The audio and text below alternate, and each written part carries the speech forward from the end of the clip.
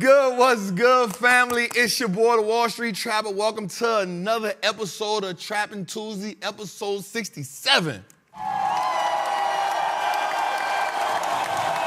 Tonight is gonna be amazing because we got some things to talk about. We're gonna talk about $2 billion in chip stocks for 2024. We're gonna talk about when selling powder goes wrong. We're gonna talk about a few things today, but let's get into it, man. First and foremost, I wanna tell my crew was popping. George in the building, Jose in the building, Tootie in the building, Dave in the building, Gindy in the building, B-Rams in the building, Sean in the building. We here, man. Listen, each and every week, our goal is to come to you and help you increase your financial literacy, help the idea of building legacy, get a little bit more comfortable, and increase your net worth one share at a time. Listen, man, I love it, I love it, I love it. Jose, I feel good, man. Let's get it. Let's get to it, man. Listen, I want to start off by saying that when you understand yourself, it's so much easier for you to make financial decisions. The stock market is not going anywhere. And the one thing we know for sure about the market is it is consistent. Whether it's a bull market, whether it's a bear market, we know that the market is consistent. The only real true inconsistency is your ability to believe in yourself and your ability to make right decisions. Now, the thing that gets a lot of people in the market is one wrong decision sends them down a rabbit hole. One wrong decision make them lose confidence. One wrong decision can completely make them give up on something that they truly know has built wealth for a certain group of people for a long amount of time. Now, what I will say is the stock market doesn't care what color you are, whether you're white, whether you're black, whether you're Asian, Indian, the market doesn't care. But those who benefit the most are those who are inclined to study, pursue, captivate, mesmerize. Those are the people who aren't caught off guard by anything that the market does. The people who doesn't blame the market for the L's, but the people who say the market do what the market does and it's on me to adjust. Those are the people who can win at this game consistently. And I just want to tell you, welcome to episode 67 of Trappin' Tuesday. We got an amazing show. We got a lot to talk about. We on time. Jose, we on time.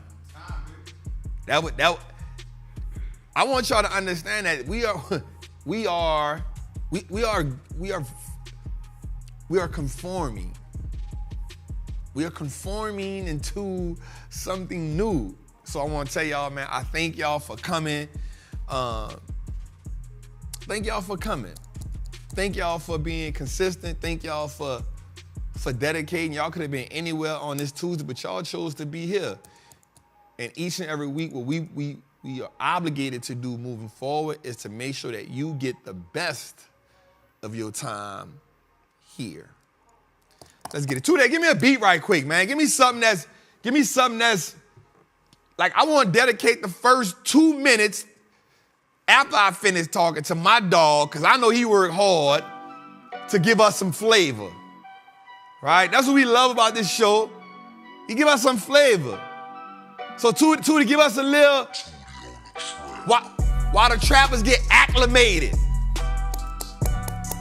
Why they get acclimated? Why they get their pen and their pad? Because I know we caught them off guard because we was on time today. After 67 episodes, we came in at 7 o'clock on the dot.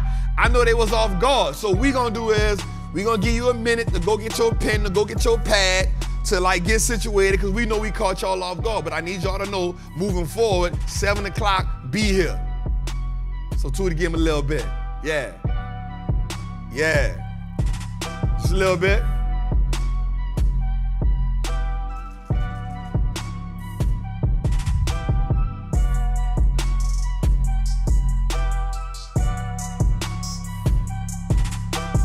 Tony Tones, I see you. Flow with the facts, I see you.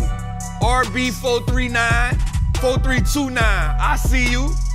Essence Street Style, I see you. Vincent Tress, I see you. Dancing Diamonds, I see you. Lavon, I see you. Denise, Michelle, I see you. Robert Lyons, and I see you. Chocolate CB, Chocolate, I see you. Natasha, I see you. Larissa, I see you. I see y'all. See, I want to take the beginning of my show moving forward just to let my people know that I see them. Right? Rams Fitness, we see you. Roxanne, we see you. Wagwan. Chelsea Dickinson, I see you. Robert Lyons, we see you. You dig? J Love, I see you. Buzz, we see you. Larry Morgan, we see you. More Class, we see you. We see y'all. I want y'all to know that we see y'all. What it do? We here, we trapping. This show is dedicated to not just me giving the information, but this show ain't a show without y'all showing up every week.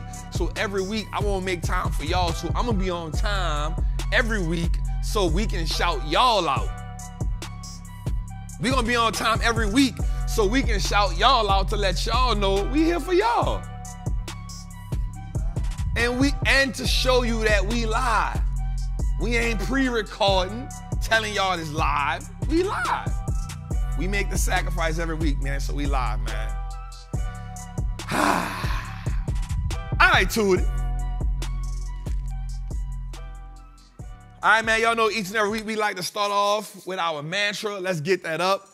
And we got a lot of stuff to talk about today, man. Let's get it, man. Let's get it, let's get it, let's get it. I am a certified Wall Street trapper.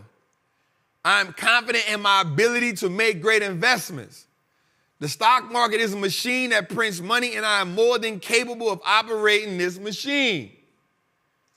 Not only will I free myself, but my family will eat for a lifetime based on the information I apply today. I'm a money maker and a wealth builder. Today, I break all the chains that anchor me to that poverty mindset. My ancestors will smile now because I have turned our last name into an asset. My family's purchasing power will increase indefinitely. Today, I make the declaration that no longer will I be a slave to money. No longer will a generation behind me inherit lack. No longer will I submit to selling my time for money. I am a first-generation millionaire. I am the architect of my family's legacy.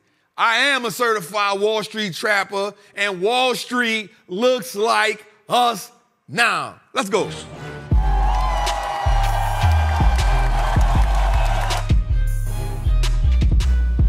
Okay, Tootie. Okay, I see you, my nigga.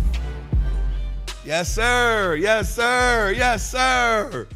We getting to it today, man. All right, so listen, y'all. I'm going to be honest. We had some stuff happen today, man. So the market started off really clammy. How you feel about that, Jose? I don't know. All right, so clammy is like, you ever shook somebody's hand? And you're like, bruh. So it's clammy. Like, it ain't the most horrible thing, but it ain't the best thing. And you kind of look at him like, bro, why you, what? So the market started off clammy today, Jose, right?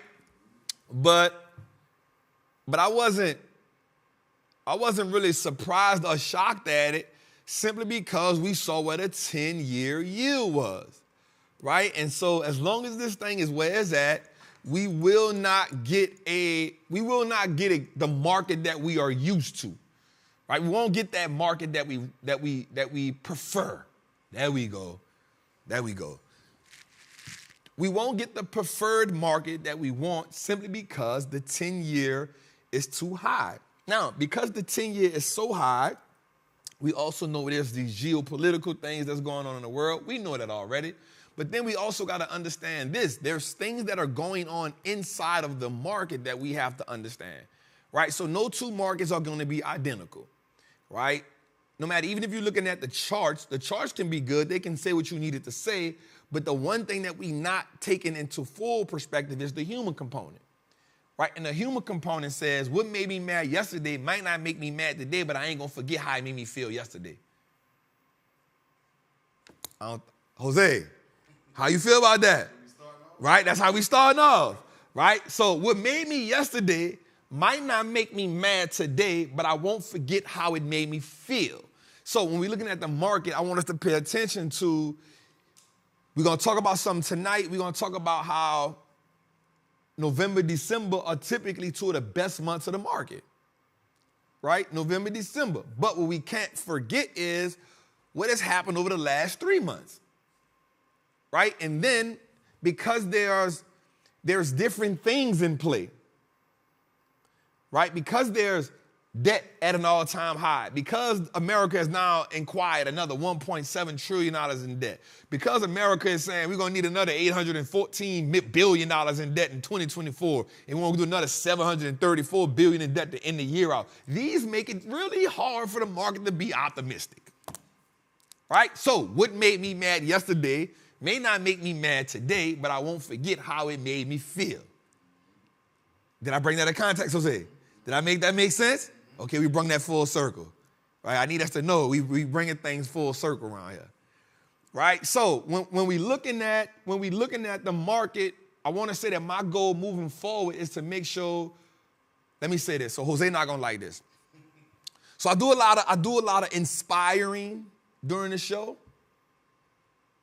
but I want to make sure I do a lot of teaching as well, because I'm realizing that yes, I am inspiring you. Yes, I am helping you make it click, but I also want to make sure it's practical. Practicality. Like, I don't want to speak to you. I don't want you to have the ego in the market, right? Because I had a conversation, Jose, I had a conversation with he's not a billionaire, but he's an upper. Shout out to the Queen, Natalie Cole, for the super chat. Thank you so much.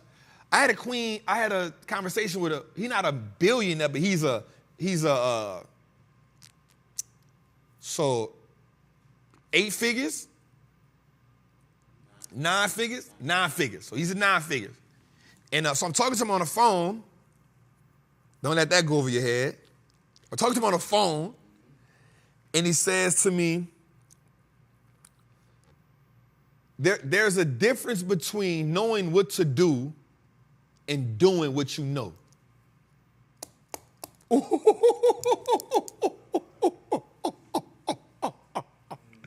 You feel me? He said there's a difference between knowing what to do and then doing what you know. So I'm like, what you mean? Like, what you mean? Like, what? Like, I ain't get it. He was like, because you can know what to do and you can tell people what to do. He said, because I'm listening to you. And it makes sense, right? You make it make sense, but the problem is knowing what to do and doing what you know is completely different. So your goal as somebody that's teaching, you got to get them from knowing what to do to making them know how to making them do what they know.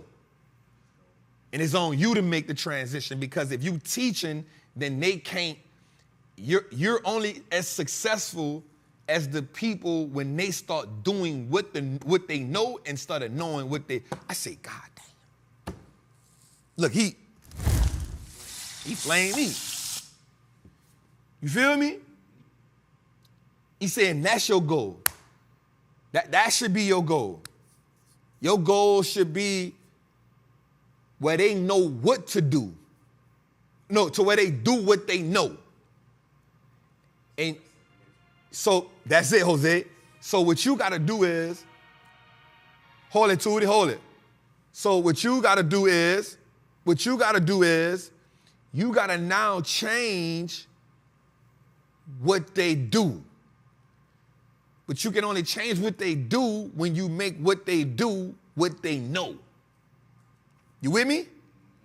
And I know it sounds like I'm saying the same thing, but I'm saying something completely different. It's deep. Like, you feel me? He was like, for you, so he's like, I'm telling them, you know, what I'm doing. I'm like, bro, like, I think people getting it, yada, yada, yada. He like, all right, what's your metric? What's your metric? Like, as I'm talking to him, I'm like, all right, bro, like, I'm teaching, and it's not really about the money for me because I know I can go get the money. He was like, all right, well, what you doing it for? I'm like, well, I want people to feel what I feel. I want people to see what I see, but I won't make the mistakes that I'm gonna make, and I don't want them to make the mistakes. He was like, all right, well, what's your metrics? So I was like, well, you know, they posting to me and they showing up. I said, but that's going up and down. And so he said, that's because that means you don't got enough people execute. I said, I'm giving these people 3 hours every week. He said, so? That's, watch this, Jose. He said, that's your ego. I said, I don't got no ego. He said, nah, that is. Underneath what you say you doing, that's your ego. You want to beat your chest and say, I'm the only one doing this for 3 hours. You want to beat your chest and say that. That's ego, whether you like it or not. It's your ego. Because if what you really can do is, instead of helping them know what to do, you can make them do what they know. So that means you got to change what they know. If you change what they know, then they're going to change what they do. I said, bad. Bad. And then I had to step back and tell myself something. The 3-hour show was an ego thing.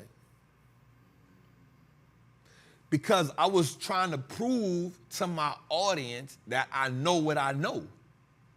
And that I can do this every week consistently, and nobody can't do it.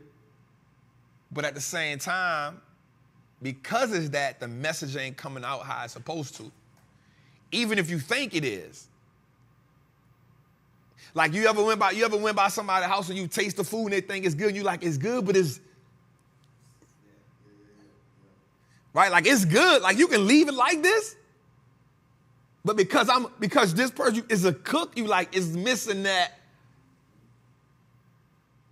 And the reason why it's missing that is because you got to remove the ego part. And you got to say, in this amount of time, you're going to dig enough to where they know. Change my perspective, bro. Change my perspective. Damn, that changed my perspective. Anyway, Khadijah, what you talking about? What's trash? What's trash, Khadijah? All right, man, so let's get into it, man. So anyway, listen, we had 3. The Dow was down. So I wrote something down, too. So the Dow was down. So the Dow was up. The Dow was up 48. Then the S&P got up. The S&P gave us 41.93 plus 26 points. The NASDAQ came on strong at the end. We had 12.851, gave us 61. So almost 0.75%. I got a question, man. So the S&P 500, I want to show y'all something right quick. I'm going to show y'all something right quick. Dave, can we go to something about 2 twins? It's the one I told you in the front. Yep, let's go down. So I want to show y'all this right quick. And I think this is real amazing. This is real amazing. This is real amazing. So the S&P 500 and the equal weighted S&P ETF are the same, but yet so different. So the S&P 500, we'll just say that as the SPY, And then you got the RSP. So RSP is the equally weighted ETF. Now, here's a great perspective that I want to show y'all right here. Here's a great perspective I want to show you right here. So the S&P 500 is actually up 8% year to date. It's up 8%, right? As of today, it's up 8%. Now watch this. The equal weighted, Invesco equal weighted, so this is still the S&P 500. But watch this. It's down 4%. Here's some homework for us. Trap, why is this different? Why is the S&P 500 up 8% and the equal weighted S&P with the index is down 4%? Right? So here's how we look at that. The S&P 500 whiteboard. It's good. It's going to be good. It's going to be good. It's going to be good. Good job, Tootie. It's a whiteboard moment for us.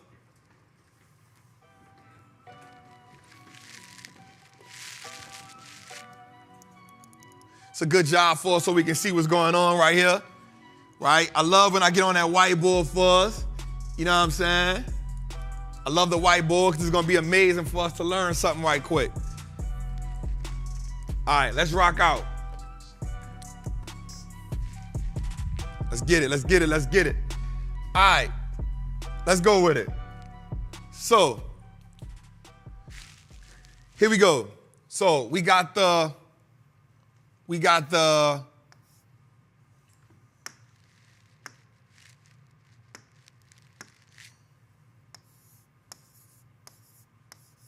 all right.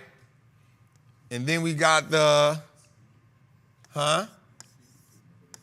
we got the RSP, that's the equal weighted.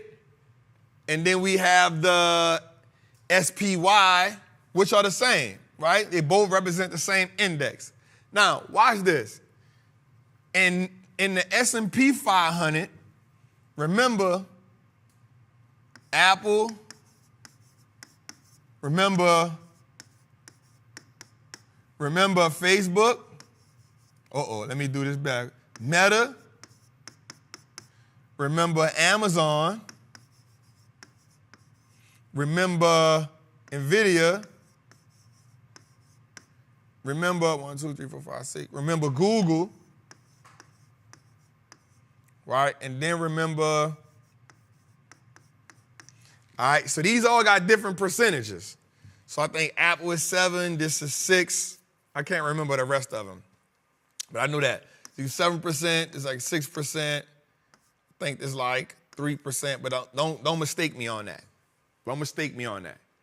Right? So here's what we do know. We do know that these 7 stocks make up the majority of the returns. So what we do know is, what I love about this, now remember, the S&P 500 is plus 8%. The RSP, which is the equal weighted, is minus 4%. Well, Trap, how is it the same, but they got the same stocks in it?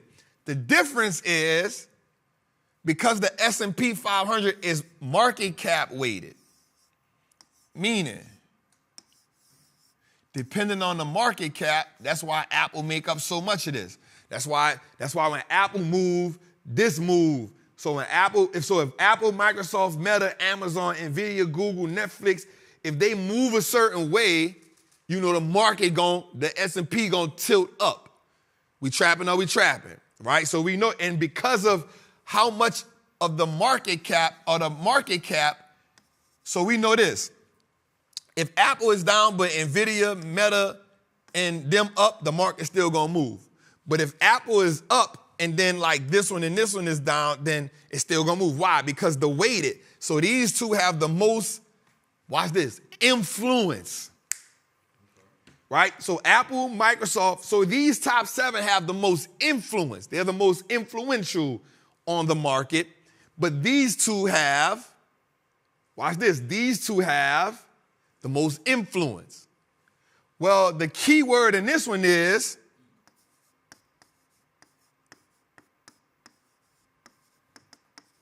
equal weight.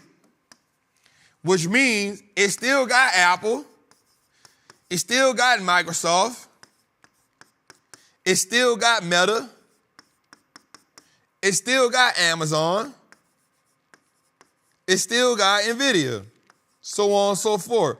But guess what? They all the same. So let's say they all is this.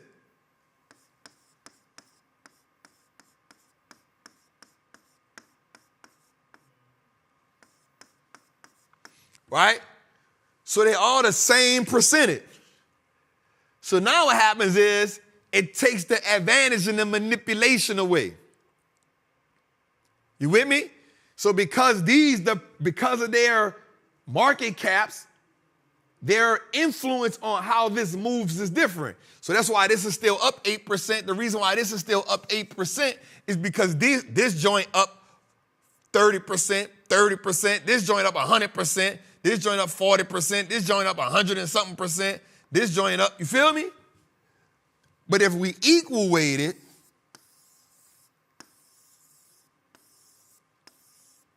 they all have the same influence. They all got the same influence. Now, that tells us this. Watch this. Without this, here, the actual market will be that. Without this, here, the actual market would be this. Because you got, in essence, 504 stocks in the S&P 500. You take them 7 away, the average thing will be this. This is important for us to see. It's important for us to understand because it tells us now that these are responsible for, right now, 100% of the returns in the market in total. Without them 7, you take them 7 away, and we now have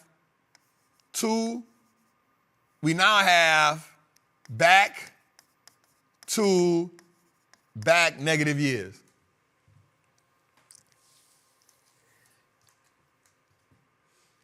You take them 7 away, and you now have back-to-back negative years in the market. Now, the idea is, we're going to talk about this tonight about November and December. But I'm going to be realistic with you. The market is holding on to 8% with 2 months left. And none of them are performing well. None of them are performing well. And if these ain't performing well, you need them to carry. So moving forward, I want y'all to start paying attention to this so you can get an idea of what the overall temperature is in the market instead of just looking at this one. So instead of just looking at the SPY because it's manipulated and influenced by them. Let's start also looking at this one because we don't want to take away from it, but this can give us a false perspective of the entire market temperature. So if we start looking here a little bit, we can start understanding, all right, well, them 7 are doing good, but these ain't doing so good. But if we dig a little deeper, we can also say, let me look at these so I can truly understand what's on sale. Let's go, man. I like it. I like it. Tell me in the chat how you feel about that. Tell me in the chat how you feel about that.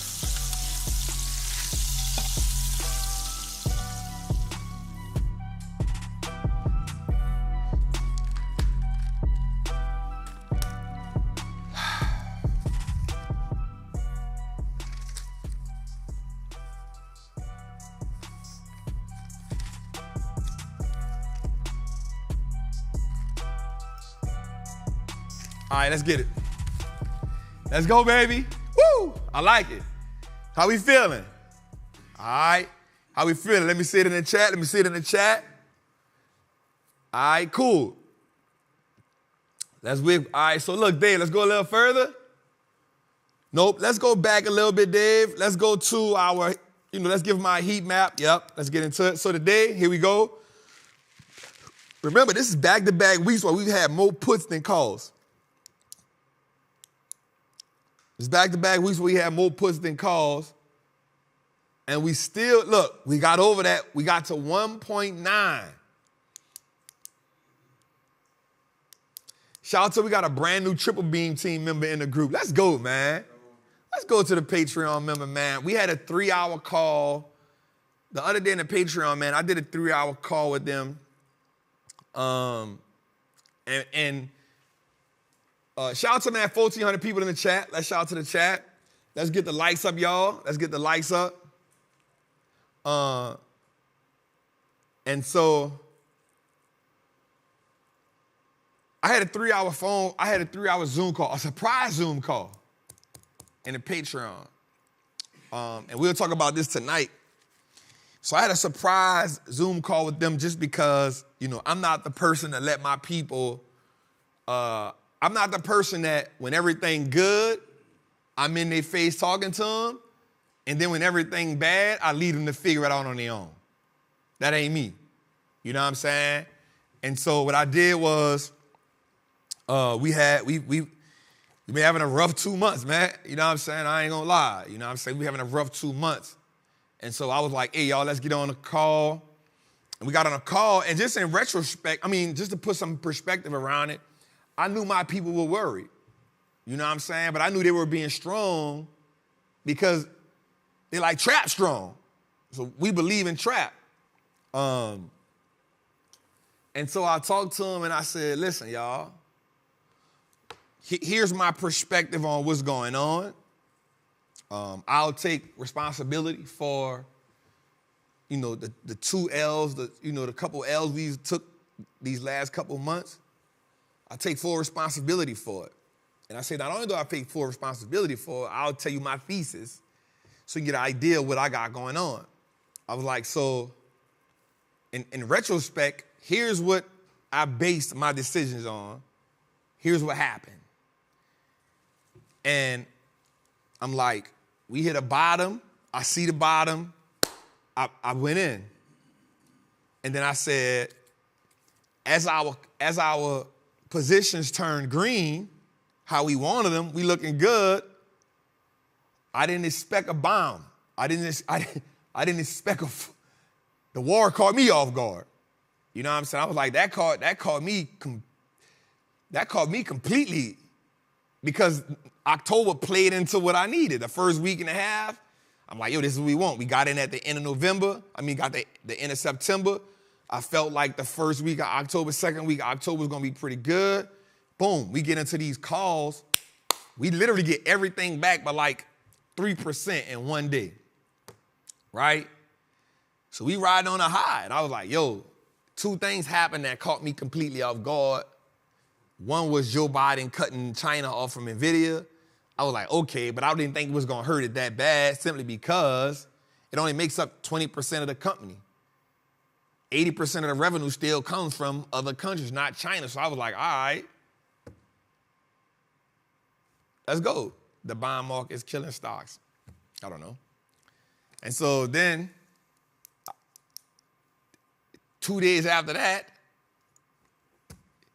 Israel feel like I'm like, yo, I couldn't expect that. Like, I ain't see that coming. You know what I'm saying? I wish I wasn't tripping because you never can expect what's going to happen, but this is like intense. You know what I'm saying? I was like, this is intense. So I was like, all right. So I went and did my homework. I was like, looking at my homework, the last time we had all these geopolitical things going on, plus the bond like this, I traced that back to Afghanistan. Bush administration. That's how far back I had to go to just find this much hostility in the world. We got yields, we got wars, we got trade wars.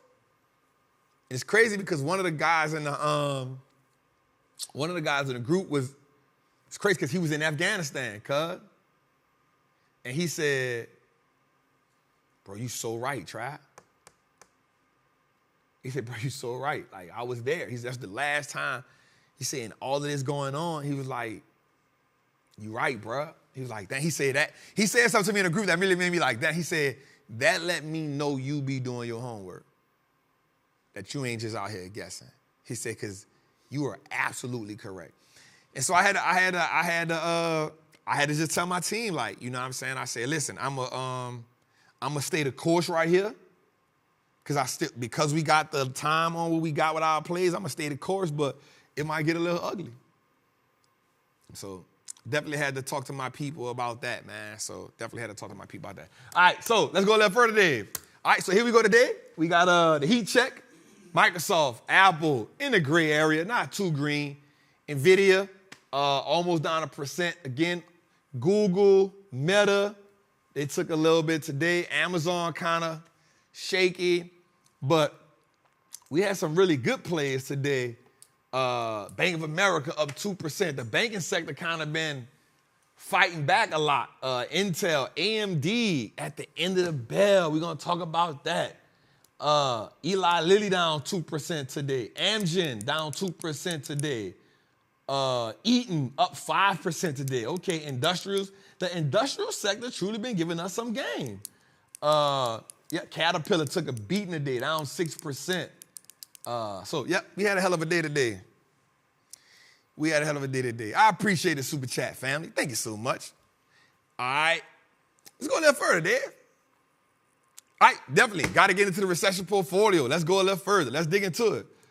Recession portfolio. All right, so we are up 16% year to date. We definitely got to show y'all that. We are up 16% year to date, which is not bad. We have doubled the S&P 500, right? 16% year to date. Now, here's the crazy part. Bro, we was up 29%.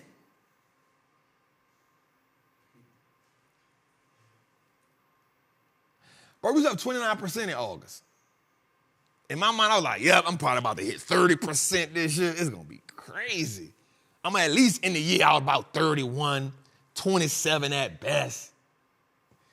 We had 16%.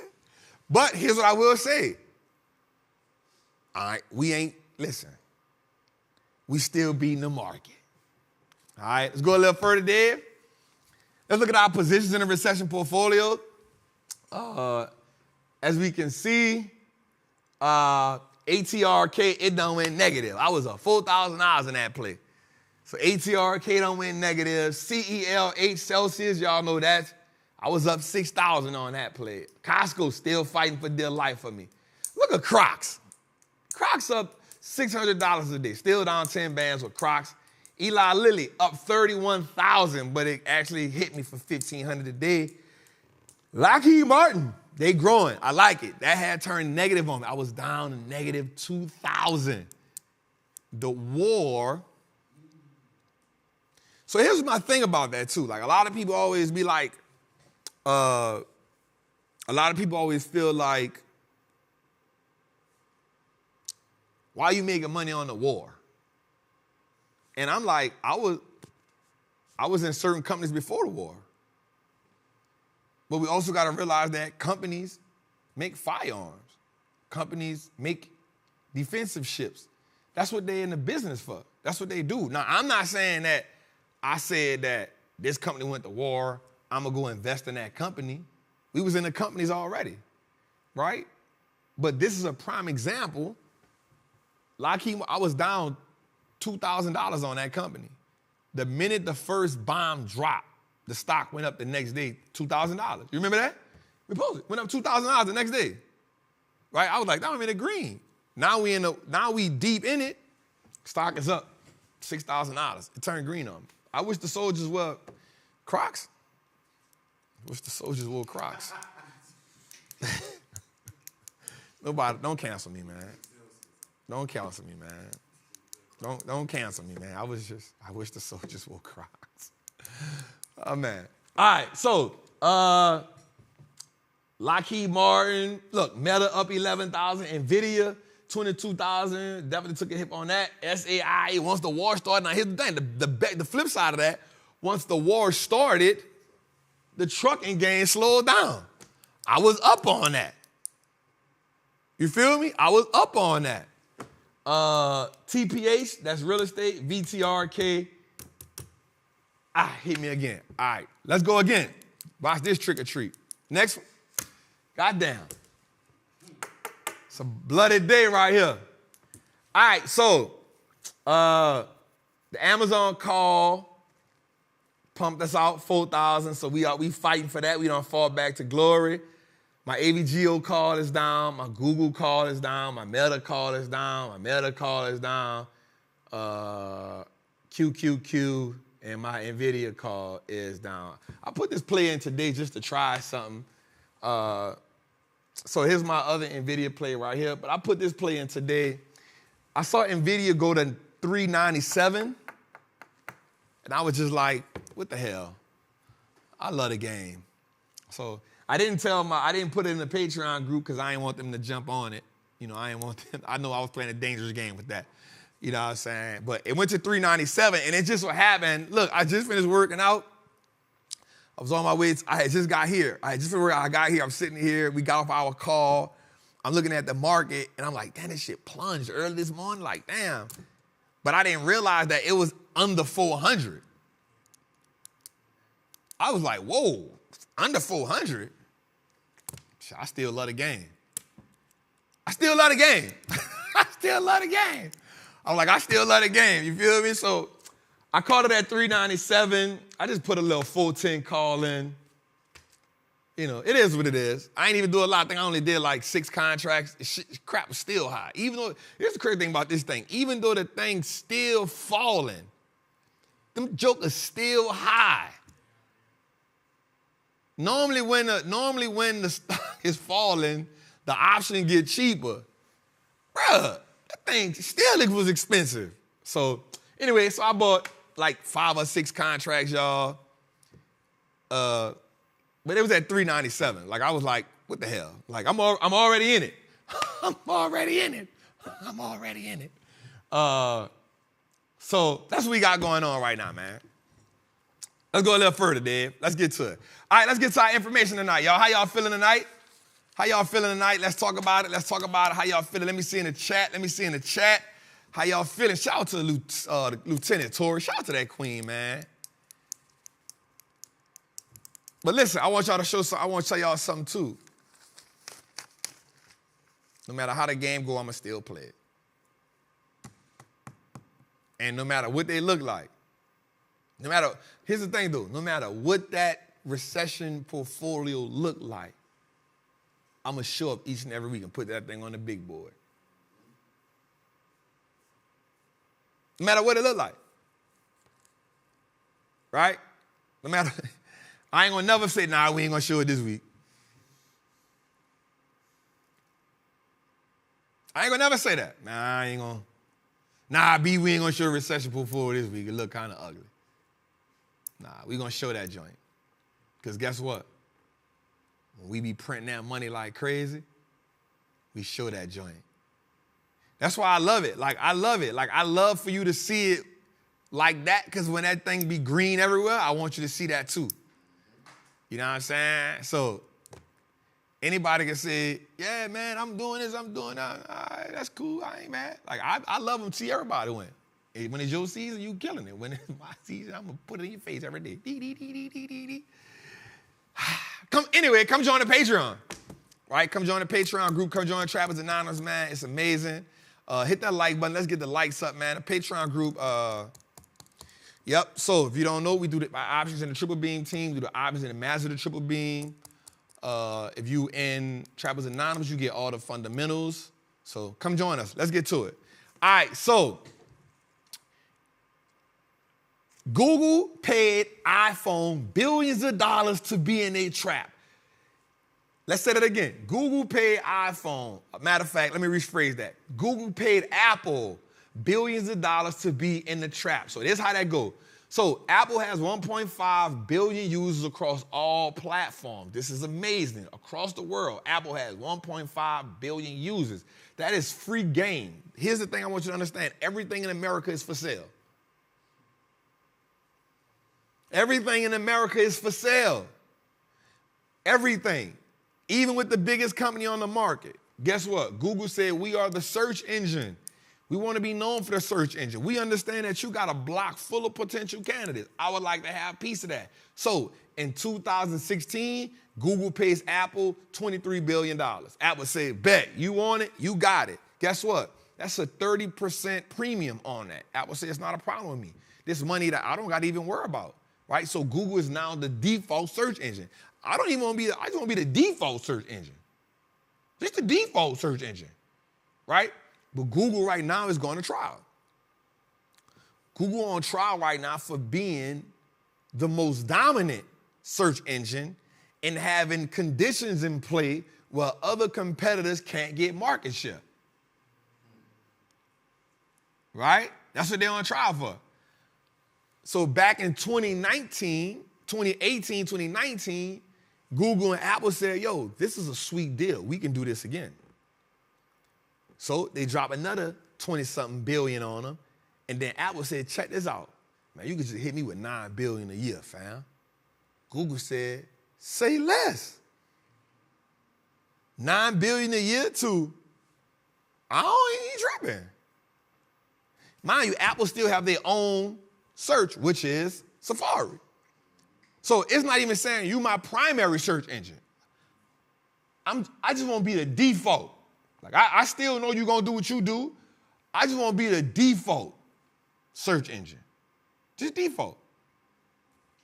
So while we always arguing about Apple, Android, this phone better than that phone, my sole question to you is, do you own the stock? Because what we do see is that they are in cahoots to make sure they get our money. They in cahoots to make sure they get our money. Because even if you got the Apple, you still what? You're going to Google search.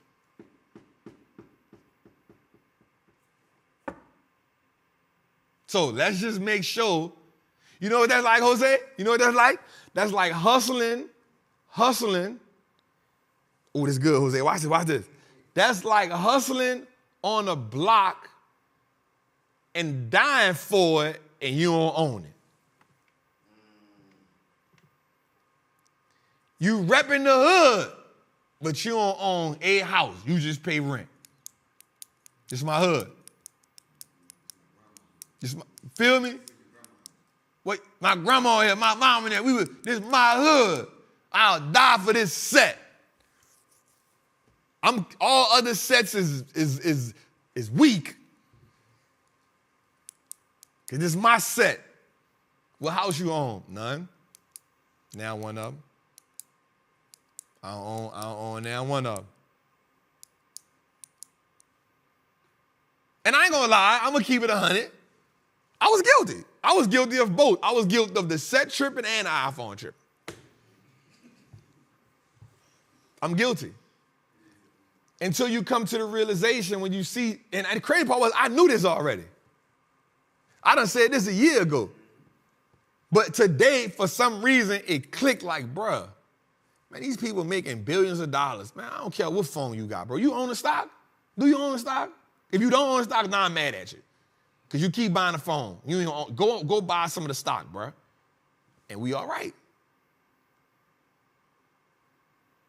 And we all right. So, to all my Google people, I want to come to you today and say, I apologize. I apologize for being a Saul. That went over your head, Jose. I apologize for being the Android killer. I apologize for being the green dot slayer. I apologize. Kumbaya. Can we all just get along? Because they all getting our money. Billions of dollars of it. So, Jose,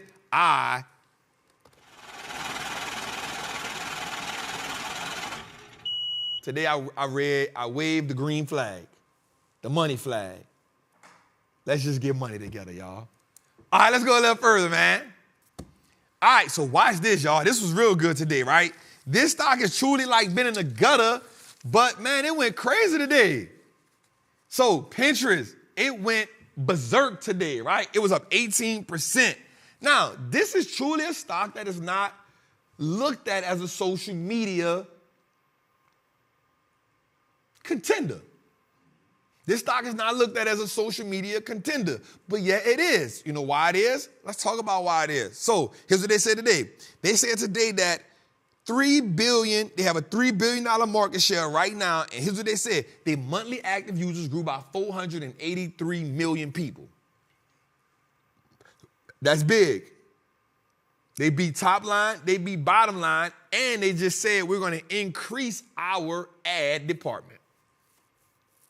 Now, let's talk about this right quick.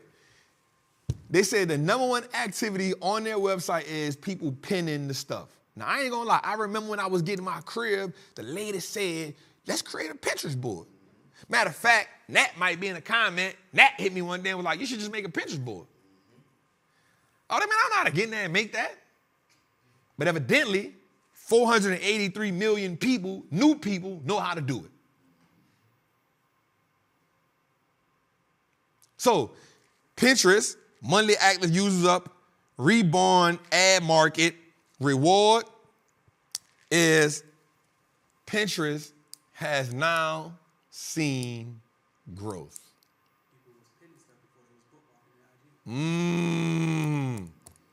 B said people was pinning before they was bookmarking on IG.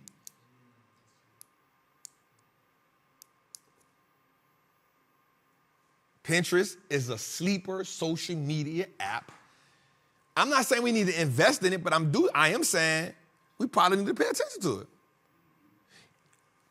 When you see Instagram doing it, and here's what I like about it. I'm not going to lie. I'm not saying invest in it at all. What I'm saying is when you think about it, so let's think about this. When we look at TikTok, right? It's different than Instagram, right? But the concept is almost similar. Can we agree with that?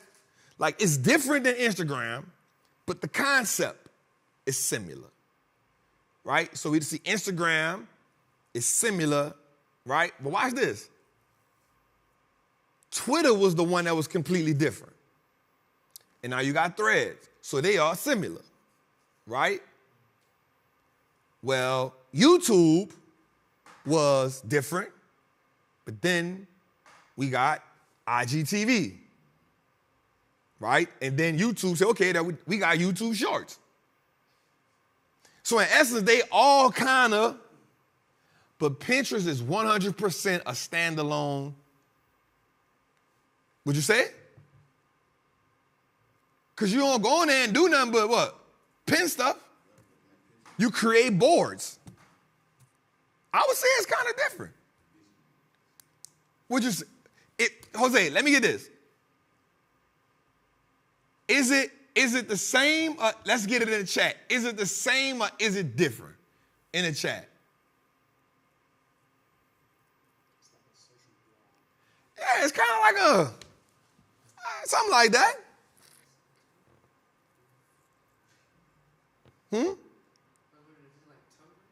Oh, God.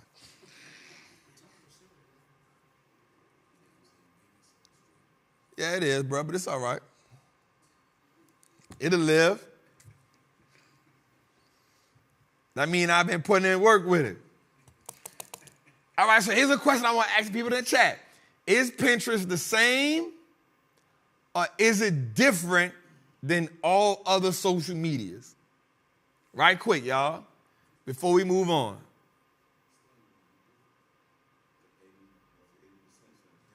Say it's different.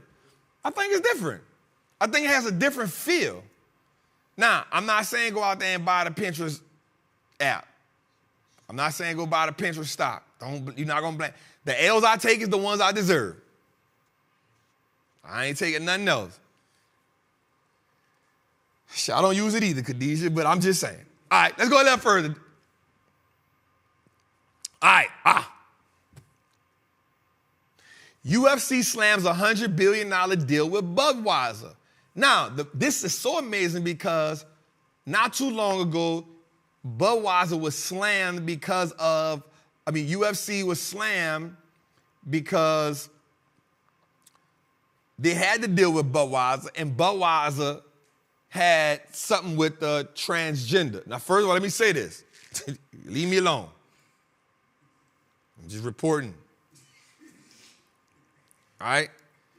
So because they had something to do with a transgender. So so people were like, we're gonna boycott UFC. We're gonna boycott UFC because of the partnership y'all doing with Budweiser. Dana White says, I'm about to double down. Don't threaten me. Dana White goes and scores $100 million deal with Budweiser. He goes and scores $100 million deal, multi-year deal that starts in January with Budweiser. And he said, boycott me if you can.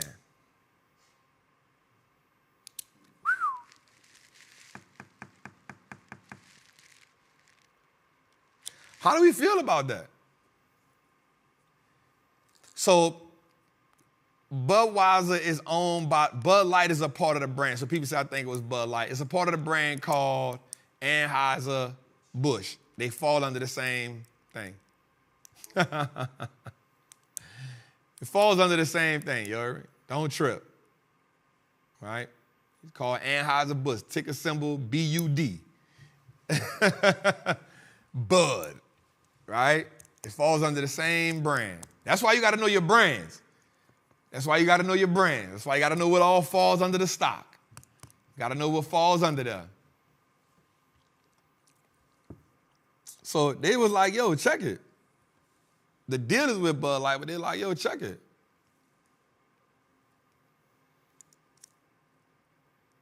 Boycott me. Boycott me. I mean, he stood on it. Let's go a little further. He stood on it. All right, so let's talk about this, y'all. This is important. This is important. Trillions in debt, no problem. I should have a BS thing. Right? Here's the thing, y'all. So tomorrow is going to be a real important day because we have a bond auction.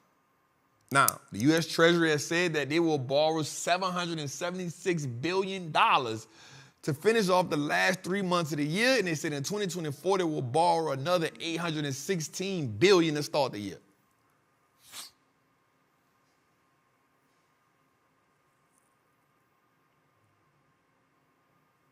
Just let that sit in for a little while. So we already $33 trillion in debt. We've already increased the debt by $1.7 trillion. I think the Republicans is just offered another $14 billion debt relief to go overseas. Joe Biden keeps on giving money away, right? Keeps on giving money away while the American consumer is financially exhausted. The American consumer is financially exhausted, and America seeks to borrow another $776 billion to end October, November, December, and then come back in January and get another $816 billion. This is what they want to do. On top of that, China is not buying bonds. On top of that, the Federal Reserve is cashing out. They not buying bonds. So now you taking another $90 billion out the economy.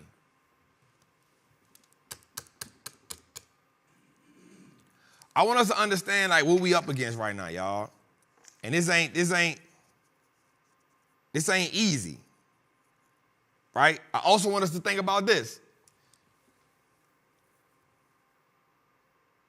The average person right now is spending 2.6% of their disposable income on interest payments for whatever they got going on. We got a 10-year bond that is now staying close to 5%, 4.8, 4.9, 5. It's floating there. I said this before, and I'm going to say it again. This is not the time.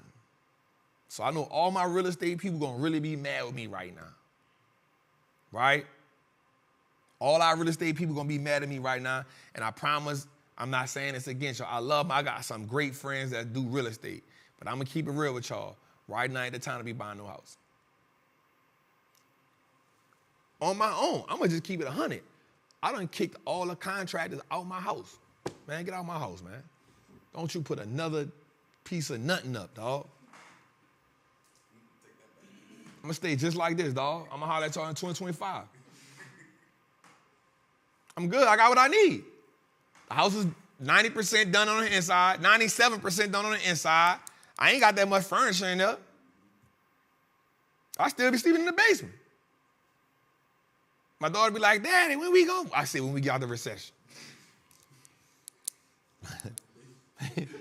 Daddy, we got all this house. When we go? When we get out of the recession. I'm in the bunker. It's real. Bro, what happens is, bro, like, I get it. I get it. I totally understand the idea. So I'm going to tell all homeowners this, yo. And bro, I'm going to say this and I'm going to be, bro, this is so real. I'm going to keep it 100 with y'all. Man, I'm about to get crucified. I'm about to get crucified for this. Buying a house is not a good investment.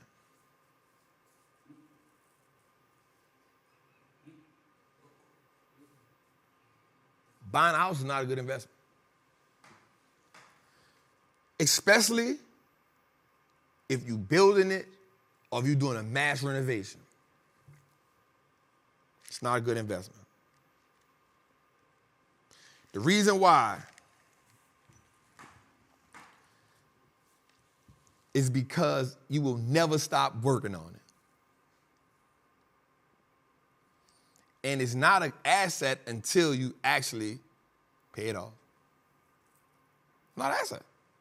Now I know all my real estate people gonna come, and I'm cool with that, but I want you to justify to me why at these interest rates in this economy, with the average American making less money, why would this be an economy for somebody to buy a house?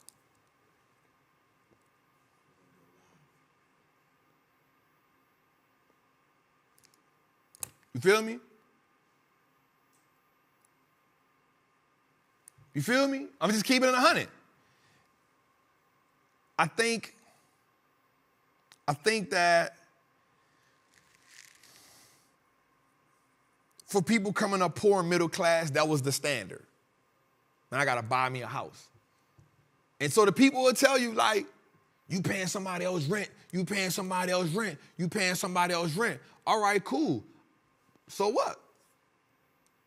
They're responsible for fixing it.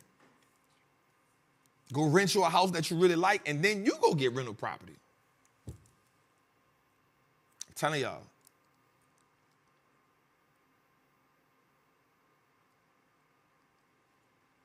Buying a house ain't, if you're doing a mass build from the bottom up, or if you're doing a renovation, worst investment ever. Well, no, I'm just exaggerating. Bad investment. Yeah, he said it's the worst investment ever. Shit. Yeah. Don't follow him. You know what I'm saying? This is your financial advice. This is who you getting financial advice from. You know what I'm saying? So not worst investment ever, but it's definitely Nah, I just don't think it's a great investment anyway. I don't think it's a great investment, dog. Man, I don't care, dog.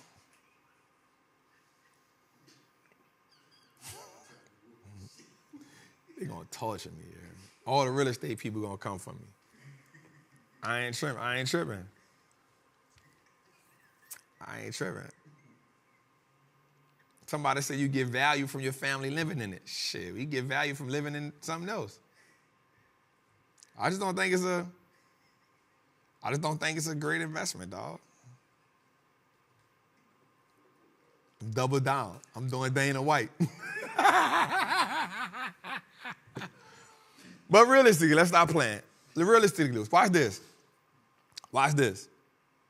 Again, in this current environment that we in, with the housing market the way it is, with inflation the way it is, with the average household, with the United States, with the debt, you're supposed to still rock with it. It's only my personal opinion.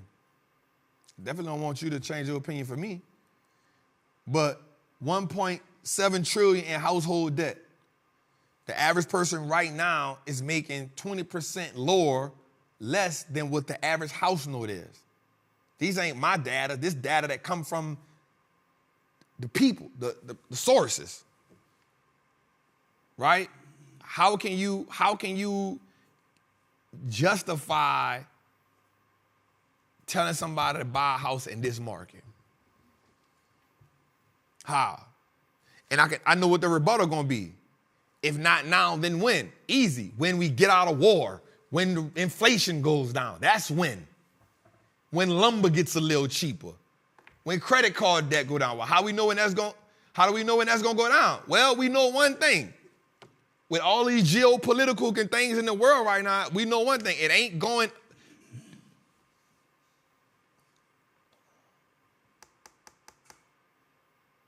I just don't think that, I don't think that it's the best time to be telling our people to go buy homes, stretching them. That's all I think. I'll get off of it. So somebody said, what if rates keep going up? Well, it got to come down at some point. It got to come down. That's the thing. That is exactly why this ain't the right time. What if rates keep going up? Okay, cool. If rates keep going up, you stay your butt on the sideline. You stack your bread, you get your stuff right, because guess what's going to happen? The market got to come back down. We got to understand the cycle. The rates got to come down. Inflation it may not be this. We may not never get back to 2% no more. We're going to get to 3%. The war got to stop at some point. Gas got to go down at some point. Inflation got to go down. Watch this. Why are you so impatient? Why are we so impatient? You know why we so impatient? Because we still be in survival mode. When the people who really build wealth in America, they play the long game. They play the long game. So, Trap, all right, well, here's what's going to happen. If rates keep going up, eventually the bubble going to have to pop. And once the bubble pops, now you're in prime position. Why are you in prime position? Because I just been sitting on my money. Most people who are going to try to buy a house right now, guess what? They putting themselves in a bind. Man, they putting themselves in a bind because they like, yo, I want to buy a house. I want to buy a house. I want to buy a house. They putting themselves in such of a bind to buy a house. And then you get in the house, guess what? Now you want new furniture because you don't want the same furniture. You want new furniture. And guess what? Now you can't call the landlord to fix it. And I promise you, plumbing costs a little more when you got to do it. I promise you, electricity, you turn them lights off. I promise you. Or you fancy, you got a pool. Guess what? The biggest gulper of buying a house. You got a pool? Gulp.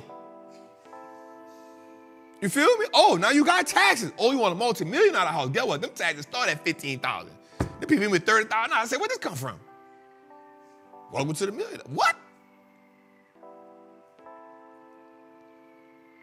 You feel me? So for me, it's saying, bruh, you want to buy a house? Cool. Guess what? Stack your bread up. This is the perfect time to stack your bread up. You know why? Because everybody that's selling their house, guess what they doing? A lot of people that's selling their house right now, guess what they going to do? They downsizing. They going downsize. They taking the cash. They going downsize. They like, boy, and guess what they doing when they downsizing? They downsizing and they selling at premium price. So that's a win-win for them. They selling at premium price and they downsizing. They winning. Now here you come. And guess what? You go buy one of them big houses, that ain't the same. That electricity ain't the same. You know why? Because you got to fill this big ass house up now. You want to be fancy. You got 14-foot ceilings, huh? They done sold you on that. They done sold you on that. Oh, we got 18-foot ceilings. Oh, I like that. They don't tell you when you put the thermometer on, it says 3 hours. 3 hours for what? To fill it up. 3 hours? I just went 1 degree. Electricity a little different.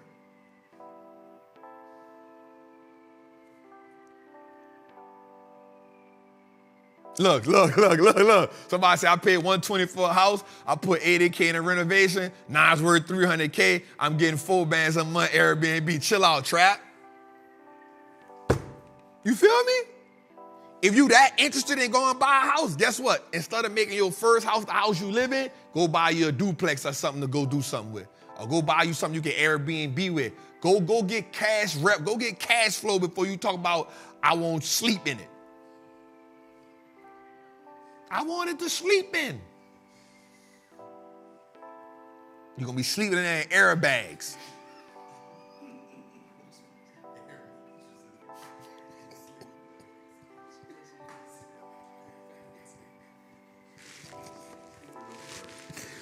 You're going to be like me. Big fancy ass house. I ain't buying. I don't want to buy it. I'm straight. All right, man, let me go, man. All right, Dave, let me go. Get me off this slide, Dave.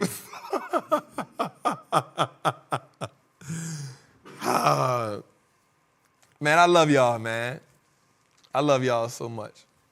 All right, so watch this, y'all. We got a new one. This one hit heavy. Watch this. More credit card debt delinquencies than the 2008 financial crisis. Tell me again why we need to buy a house. You got more credit card delinquencies now than 2008, the financial crisis. Now, hold up. Let me say something right quick. Talk to my people in the chat. Let me ask y'all a question. Me and Jose had a debate. Earlier. When I tell you the financial crisis, what year do you think of? Let me see that in the chat right quick. When I tell you the financial crisis, what year do you think of? Let me see that in the chat right quick. What year do you think of? When I say financial crisis, when I say we got a financial crisis, what year do you think of? What they saying, Jose? 08. All right. That's what I say. Jose tells me, well, which crisis wasn't a financial crisis? So he says, what was the Great Depression? I say, no, Jose. I said, every situation has a name. You got the financial crisis. You got the dot-com bubble. You feel me? I say you got the financial crisis. You got the dot-com bubble. You got the Great Depression. So Jose says, well, what the hell was the Great Depression? A financial crisis. Wasn't that a financial crisis? Now, I said, not really, Jose. Now, I understood what he's saying.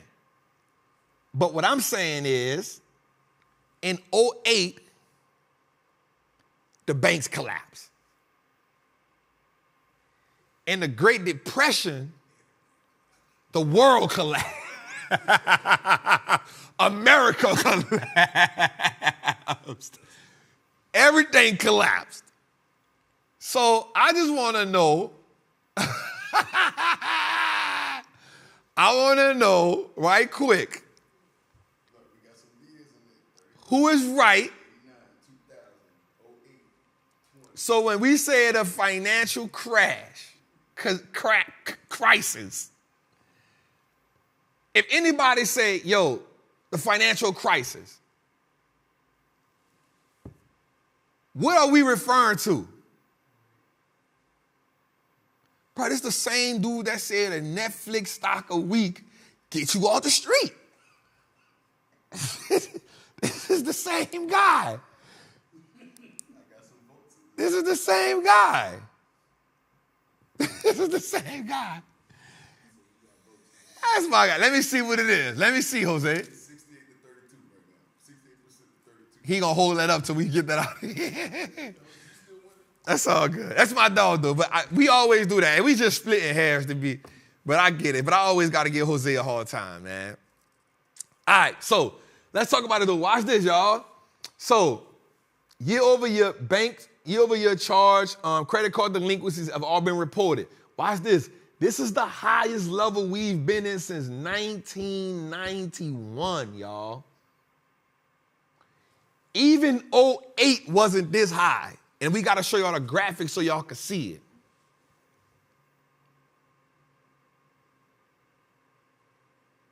You feel me? So that goes back to the last conversation we had. This is not the time, y'all. If you ain't, I'm gonna be real with y'all. And so watch this. Here's the thing that gets me, and I get it, right? Why do we always wait till crisis to learn about money?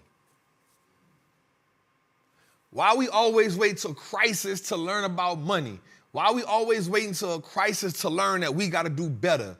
If anybody in this generation right now, if you ain't learned from the pandemic that you need to start learning about money, this is a rude awakening, y'all. More people got to lose jobs. That's what capitalism does. Right? We in America. Racism will always be here and capitalism ain't going nowhere. Stop looking for what's fair and just start playing the game. Right? Stop looking for fair and start playing the game. Right? Racism ain't going nowhere. Capitalism ain't going nowhere. The government ain't going to never do what you want them to do. Jobs ain't going to never pay you what you want them to pay you. So if you allow them to feed you, you get them permission to starve you. So your overall goal is to change your financial algorithm. You got to change it. Because you ain't going to be able to change nothing in the broader sense. Why are we waiting until crisis to learn about money? The goal is to learn about money before there's a crisis. So in time of a crisis, you know exactly what to do and you're not guessing what to do. Okay, prime example. You get on an airplane. First thing they do, click all the things. Click, click, click, click, click, click, click, click, click, click, click, click, click. They do a what? Systems check. The next thing they do is they come on a loudspeaker and they tell you, listen, in case of emergency, there's 6 exits on this airplane. First, your air mask come down. Don't try to save nobody else. Save yourself first. And once you save yourself first, then if you got time, save somebody else. There's a reason why they tell you that, because in crisis, they want to say we've already given you the blueprint. So when the crisis comes, when the thing drop down, you're not saying what to do with this thing. When a crisis comes, you already buckled up. You ain't going to tell you, hey, when you see the buckle on the light on, that means buckle down. So that way, if the plane goes in crisis mode and the thing come on, you not saying, what that mean? When the air things drop, you ain't saying, you ain't trying to strap that up like a seatbelt.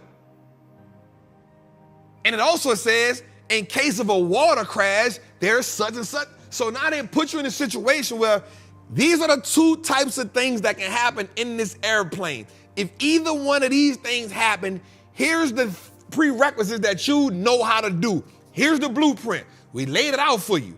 Now, if there's a user error, that don't got nothing to do with me. It got something to do with you. The problem is, in crisis, not only do we not know how to do, now we completely doing user error, but nobody can save you in a crisis because everybody's trying to save themselves. Nobody can save you in a crisis because everybody focusing on themselves. So what that mean? Trap, nope, I can't loan you $1,000. Nope, I can't loan you $500. It's crisis time. I got to make sure me and mine good. It's crisis time. So the person who you used to lean on, they can't help you because it's crisis time. It's a crisis situation. Credit card debt delinquencies. So let's add this on top of what we're talking about. Credit card debt delinquencies, all-time high. The average person already behind on what? 2 bills. Savings have been depleted by how much? 40%.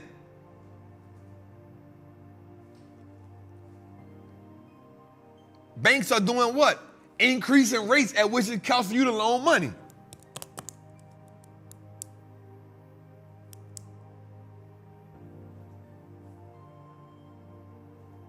Jobs not doing what? Jobs not matching what? The economy. Why you think so many people on strike right now? They're like, nah, bro, we working too much. We need some more money.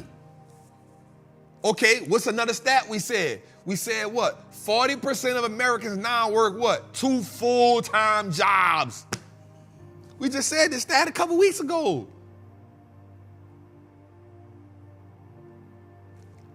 Crisis. The writing on the wall. Yeah, we investing. You know, yeah, we playing an options game. Yeah, we playing a buy and hold game. We trying to make money in crisis. But the liquidity that you have,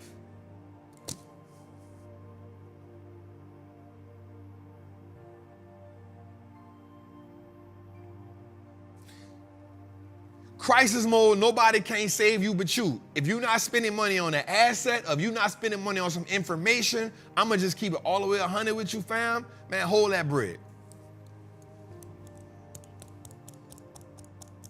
Hold that bread. I'm about to tell y'all something that's going to be real dope. I told my people this. I'm not buying another pair of shoes or nothing. I got enough stuff I don't wear.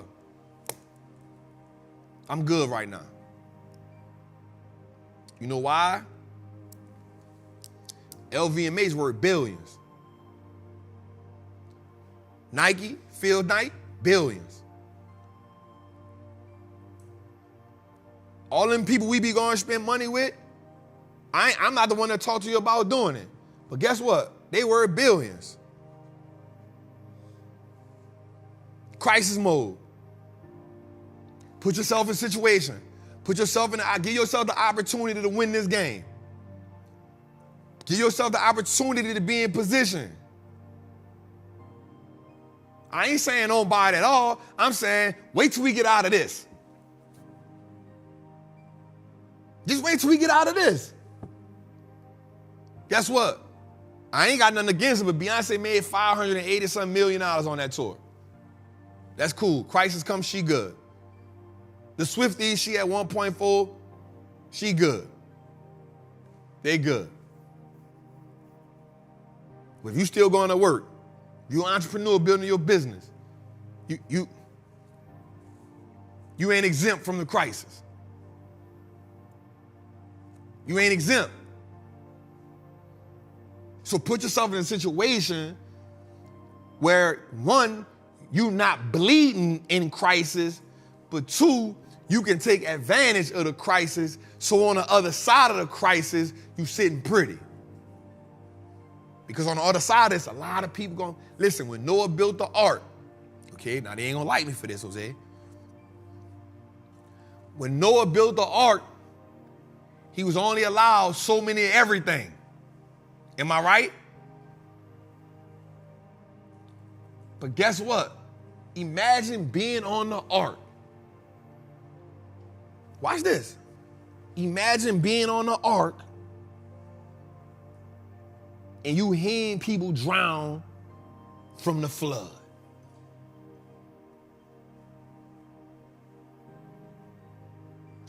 Because when Noah was building his boat, everybody calling him crazy, and ain't nobody say, well, man, let me build me one too, just in case. Ain't nobody gonna say, hey, Noah, hey, check this out. I know you're an old drunk. Why you building that boat?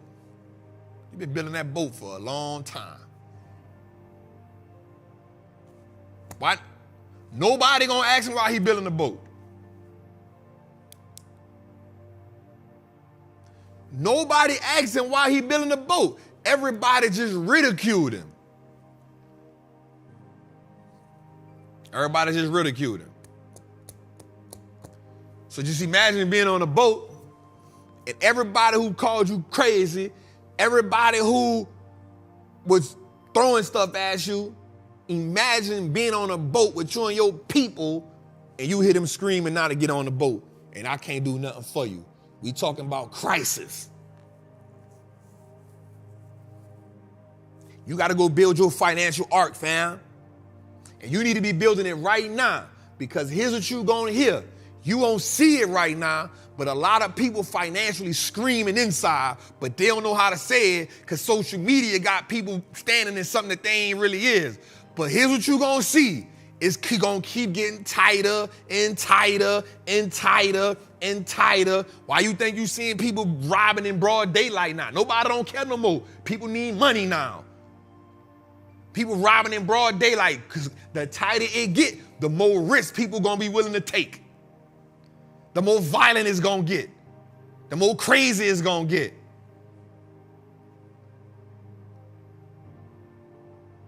So right now, when you telling people, nah, why you wearing the same thing every day? I'm good. I'll be all right. I'm going to just wear the Wallstreet Trappin stuff every day all day. Why you wearing that? Why you wearing? I'm good. Man, you wearing that from last year. I'm good. I'm straight. But in crisis, nobody ain't gonna want to buy that stuff that you selling. Now you sitting on it and the bank account look dumb. It's red. And guess what? Everything while you was building your financial ark, while they screaming, let me on a boat. Can I borrow? No, you can't borrow nothing from me, fam. Because I got to save me and mine. I built my financial ark.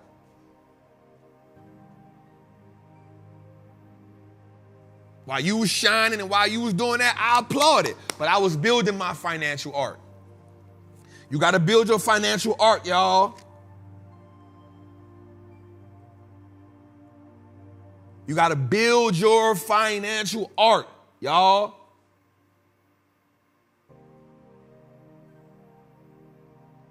Because time's going to get harsh and harsh and harsh and harsh. But I promise you this. When the water go down and it's time to rebuild, when the floods calm down, and it's time to rebuild on new ground, you ready. You ain't got to go to the bank for the loan. You cash out. Your credit good. Your stock's good. Your liquidity good. Now you go buy the house at low interest rate. Now you go furnish the house. Now you go buy the duplex. Now you go buy the multifamily. Now you go buy the land. Now, so now you now got more job opportunities for other people. You couldn't help them then, but now you can help them because you got your business now and they need some work. So you can now bring them in and pay them right pay. Because we ain't going to never hold nothing against nobody. We want to help them build. We're going to lead with love. We're going to lead with character. We're going to help them build. We're going to put them on a team and we're going to show them. Because we had to let them financially chastise their darn self. Now you get the dupe. Now you get the land. Now you leverage the credit. Now you get money from the bank because now they want to give it to you different. You just had to build your financial arc and go through the cycle. You had to let everything else flush. But in order to do that, you got to be able to put the earmuffs on so you won't hear, one, the people trying to influence you, and two, you don't hear the screaming from when they're being financially drowned. Because you don't want your emotions. You don't want that.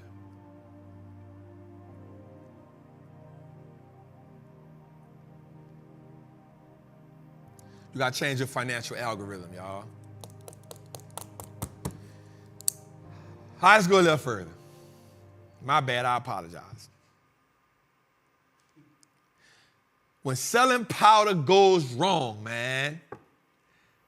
Listen, man, when selling powder goes completely wrong, Johnson & Johnson, a $365 billion company, $400 billion company, is considering bankrupt for the third time, B. The third time. The third time they said considering bankruptcy. But B, why are they considering bankruptcy, B? Well, let's talk about it. They're considering bankruptcy because as of right now, they've already caused $583 million in damages. They have a $2.8 billion lawsuit that they got to pay out. They got to pay out. They've already paid 500 and something million. They're like, bro, we tired of paying. So they're going to try to file bankruptcy this third time. The bankruptcy is going to allow them to do what? What the bankruptcy going to allow them to do? Not pay. Not pay. It's the third one. Bankruptcy going to allow them to not pay. They're just trying to use the game. Bankruptcy, they won't file bankruptcy. They're like, we're not paying another $2.8 billion, and 50,000 more claims is out there. They're trying to stop the bleeding. From when they intentionally gave people cancer.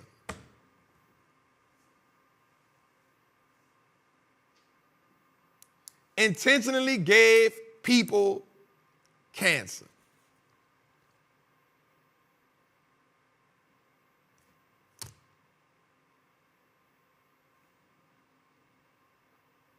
This is how the game being played, y'all. Let's go a little further. Lisa. All right, man, so here's some dope stuff I want to talk about right here. So Lisa sued, right? AMD. Listen, AMD slanging $2 billion in AI chips. Listen, I love to see this. So at the end of the bell today, this was big for us, right? This was big for us. So at the end of the bell, we saw AMD report earnings. Now, we know that AMD is the second biggest player in the game.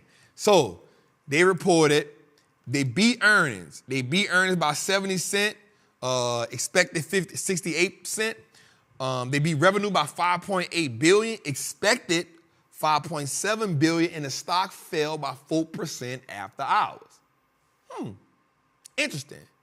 But when they got on the call, Lisa hit him with a big gun. She said, and we plan on selling $2 billion in chips next year. Stock came back up.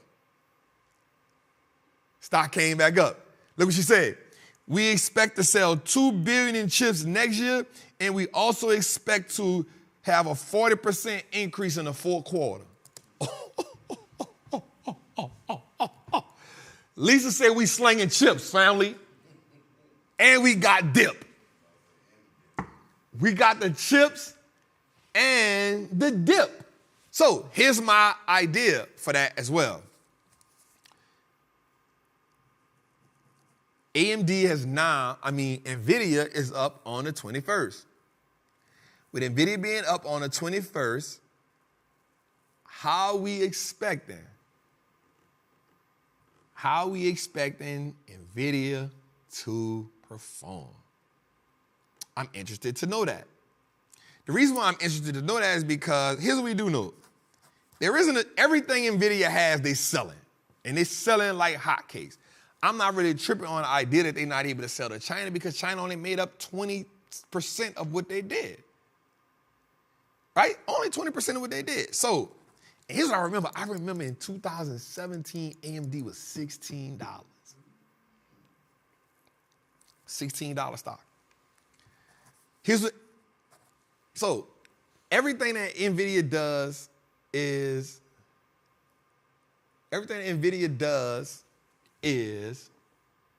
selling out the meat, out the shelves. Right? Out the shelves. So I'm interested to see the stock hit $397 a day. I'm interested to see what's going to happen on November 21st. Let's go a little further, Dave. All right. Here's the exact formula to win big in the market. So watch this. Since 1980, the stock market has fallen 20 times at less than 10%, 6 times less than 20%, 4 times less than 30%, 2 times less than 50%, and since 1980, the S&P is up 11,836%. Trap, why are you telling me this is the exact formula to win in the market? Well, the reason why this is the exact formula is because we know this. If the stock falls anywhere between 10, 20, or 30%, we understand what? This is the ultimate time for us to do what? Be building our arc and execute. Because here's what we do know. Since 1980, the S&P is up 11,836%, which means after every hard fall, there's a bounce back, which means it's re-rock season. As a trapper, I don't want you to get so caught up that the market going down. I want you to give yourself grace to say, okay, the market is going down. This is a great opportunity for me to either what? Add another leg on what I'm doing, or double down on the stocks I'm buying and buying whole.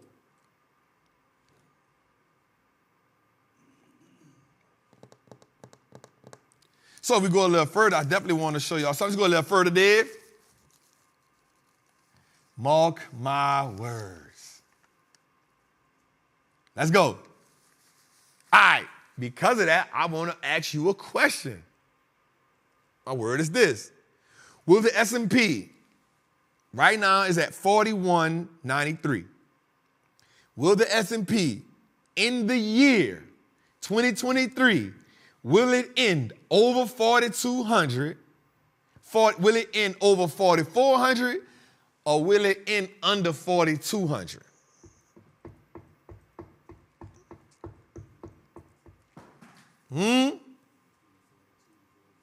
My question, will it end under 4,200 or will it go over 4,400? What they say in the chat, Jose?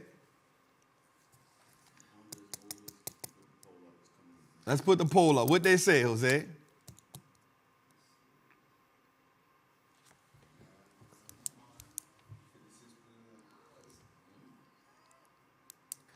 No. So go over 44, under 42.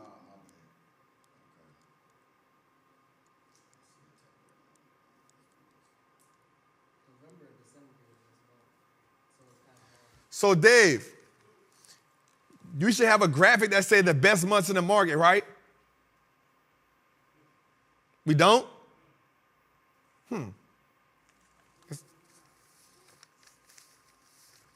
What we got, Jose?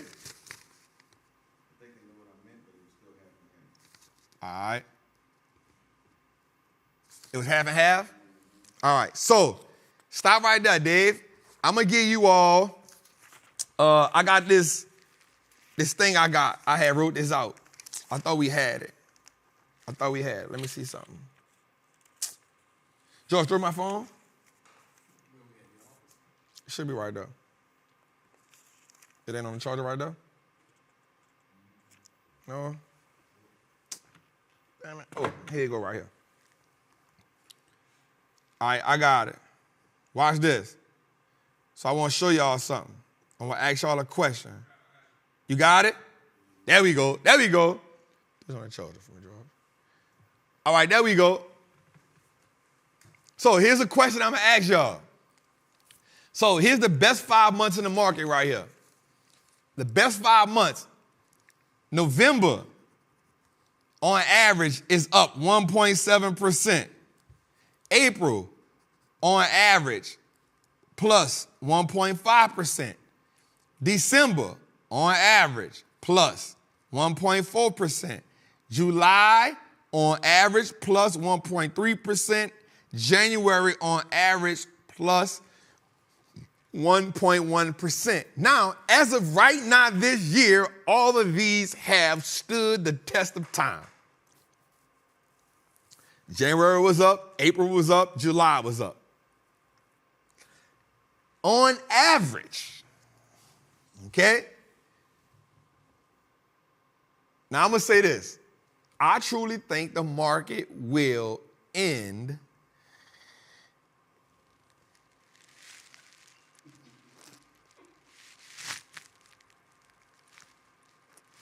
$4,400. I think the market going to end on a rally. I'm going with over 4,400, Jose.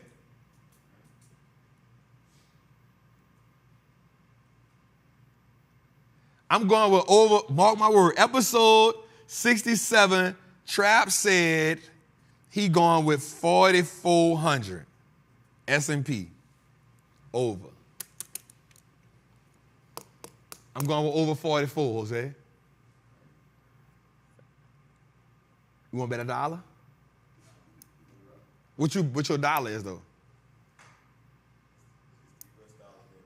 I'm saying you going, so you saying, are you saying under 44 or you saying under 42? Jose say under 42. For $1, 4 quarters, 10 dimes, 100 pennies, 50 nickels. All right, so let's go. Here, watch this. So, now go back, Dave. So, what I will say is we ended the day on the up. We got Apple Thursday. We got NVIDIA in 2 weeks, 3 weeks.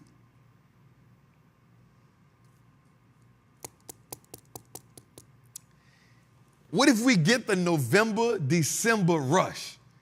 That means we get the November 1.7 and the December 1.4. That's one. That give us 3.1%. That'll give us our 44. That'll give me my 44.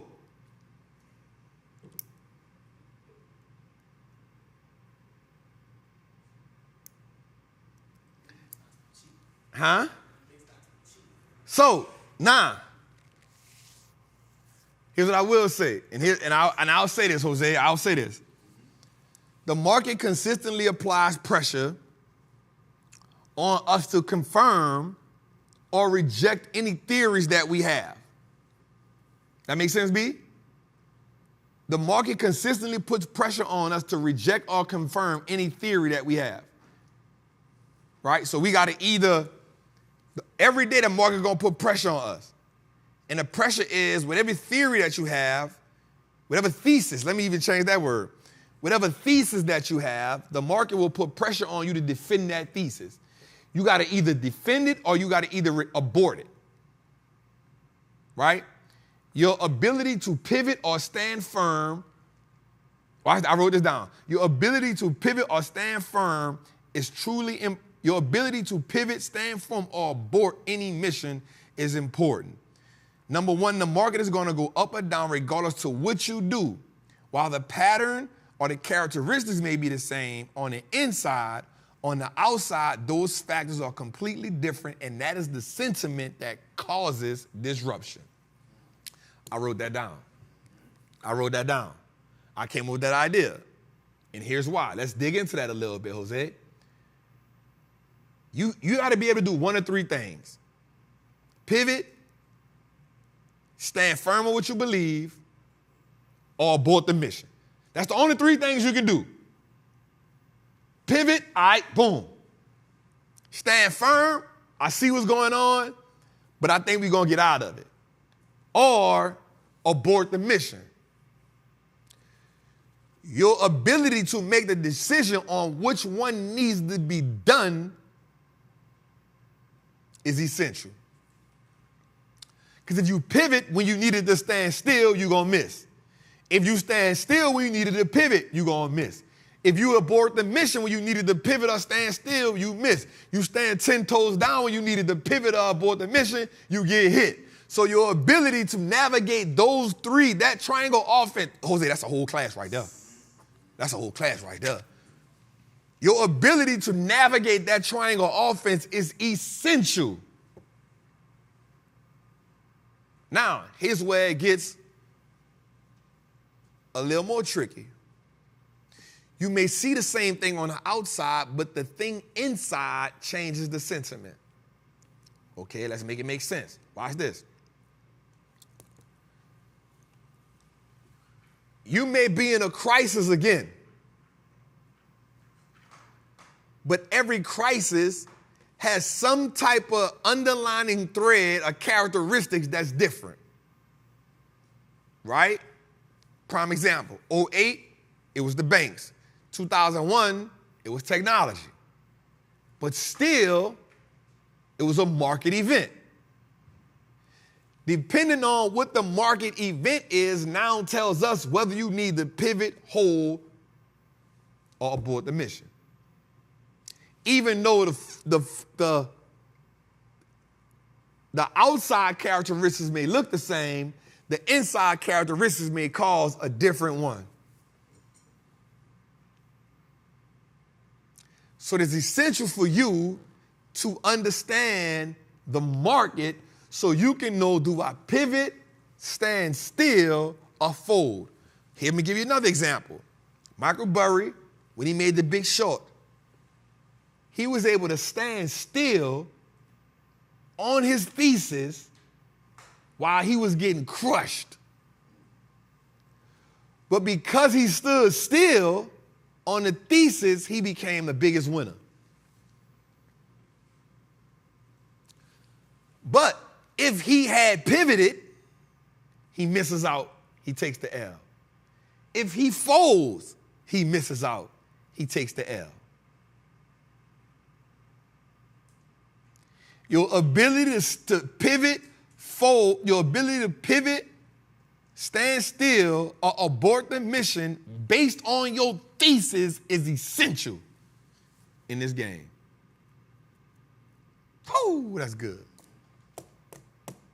Let's go a little further, man. All right, let's get into it. George. What up, Trap? Man, I got a question about Bitcoin. Let's say Bitcoin hit 100,000, 200,000. What does that do for companies like Tesla, Robinhood, Coinbase that own a lot of Bitcoin? They own a lot of Bitcoin. So does that make their stock immediately go up if Bitcoin was to go up to 100,000 to 200,000? That's my question for today. What happens if Bitcoin goes to 100,000, 200,000? Would that make the stock of Tesla's, Coinbase, Robinhood, some of these large holders of Bitcoin, what would that do for them?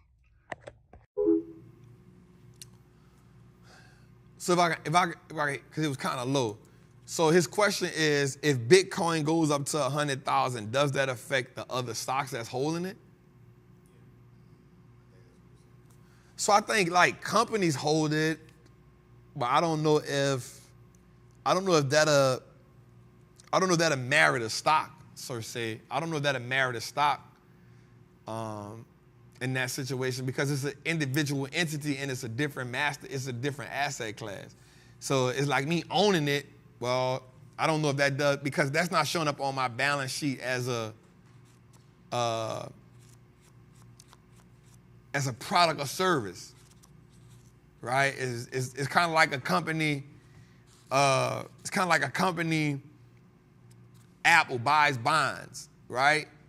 Because they buying bonds right now, and the bonds are giving them money because they're getting passive money for buying the bonds, that don't got nothing to do with the stock, but what it does look good is on the balance sheet. So if they sell the Bitcoin, they cash out at it at some point, it'll look good on the balance sheet, but it won't have nothing to do with the actual stock performance. That's good. Let's go a little further. Somebody say Sam.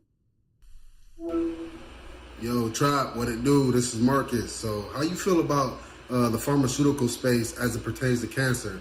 Specifically, I'm looking over the next 5 to 10 years to see what company is going to start to gain the most market shares.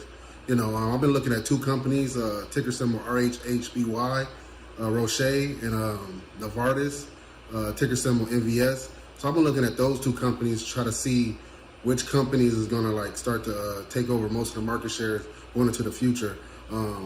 Is there any companies that you've been looking at specifically, and how you feel about those companies as well that I just named? All right, appreciate you. Thank you.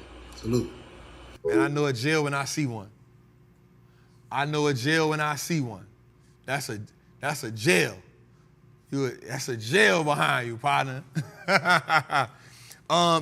So you know that cancer playground is huge. I think anybody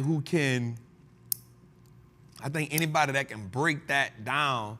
I ain't gonna necessarily say I've ran across some companies, but I ain't never like looked heavy into them. I know one company just had a cancer drug that failed and the stock plummeted just not too long ago. But any company that can truly penetrate that and have something strong, I'm all for it. And I love the medical field, I love that field. The thing about that too is when you're watching those companies like that, watch how much they spending in the research development department, and also ask yourself, what I want to say right here, research development department and pipeline. That's what you want to look at. Research development and pipeline. Research development and pipeline. You want to ask yourself, what drugs do they have in the pipeline? And once you get to the pipeline, you want to ask yourself, do they have anything in phase 2 or 3? 3 is the go-to phase, right? 1 and 2 is cool. That means it's all right, but they still could collapse. Once they get them to phase 3, that's the key role. So anytime you're looking inside of those pharmaceutical companies, you want to look at what they spending on research and development, because that cash burn gonna be crazy. And then you're gonna look at that pipeline, what they got in phase 3. Let's go a little further. Good evening, Trap. This is Jacqueline. My question tonight is regarding how you balance your philanthropy with running a successful business. I know that this summer you were out in many cities doing a tour, traveling to cities and not charging anybody, not even bringing merchandise to sell, but really just wanting to meet people where they are and give back to the community, especially amongst people that you knew probably couldn't afford to pay for your services. I wonder, especially in the beginning, as you were first building your business, having the need to run a profitable business and having the dream to build legacy for your daughter and future generations. I wonder, for me, a small business owner who is also trying to give back to the community, and the many trappers out there like me, many of us are entrepreneurs and small business owners, working a job, sometimes doing all of that at once. How can we, those of us who are like you and care about the community, want to give back, want to be a blessing, but how can we do that and balance that with running a successful business and making sure that we have some profit left over so that we can become amazing investors like you? Any tips that you can provide, I'd greatly appreciate. Thank you. First of all, we need to just put her voice on like an Audible and just tell me bedtime stories, bro. Bro, that is angelic. Where'd she get that voice from, bro?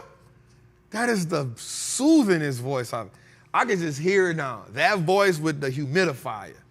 That's what it's called? It's on. The humidifier with the light. The one with the light and the little Man, don't wake me up, bro. Dang. Such an amazing voice. Yes, Queen, I actually just did something else too, man. I just paid for a funeral. I just did that, man. So I was happy about that. I think you don't want your business to go under. You don't want your business to go under because you want to be a philanthropist.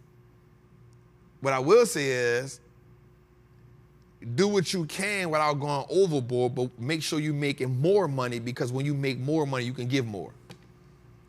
Right? So I hope that makes sense. So like, whatever level you on right now, give what you can without putting your company in a deficit. The Reading the Bible app. Yup.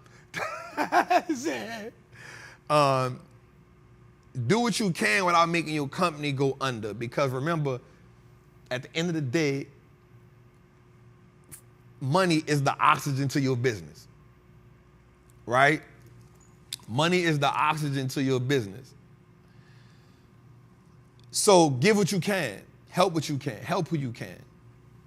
But if you focus on growing your business and you focus on increasing the revenue and profit of your business, you can give more.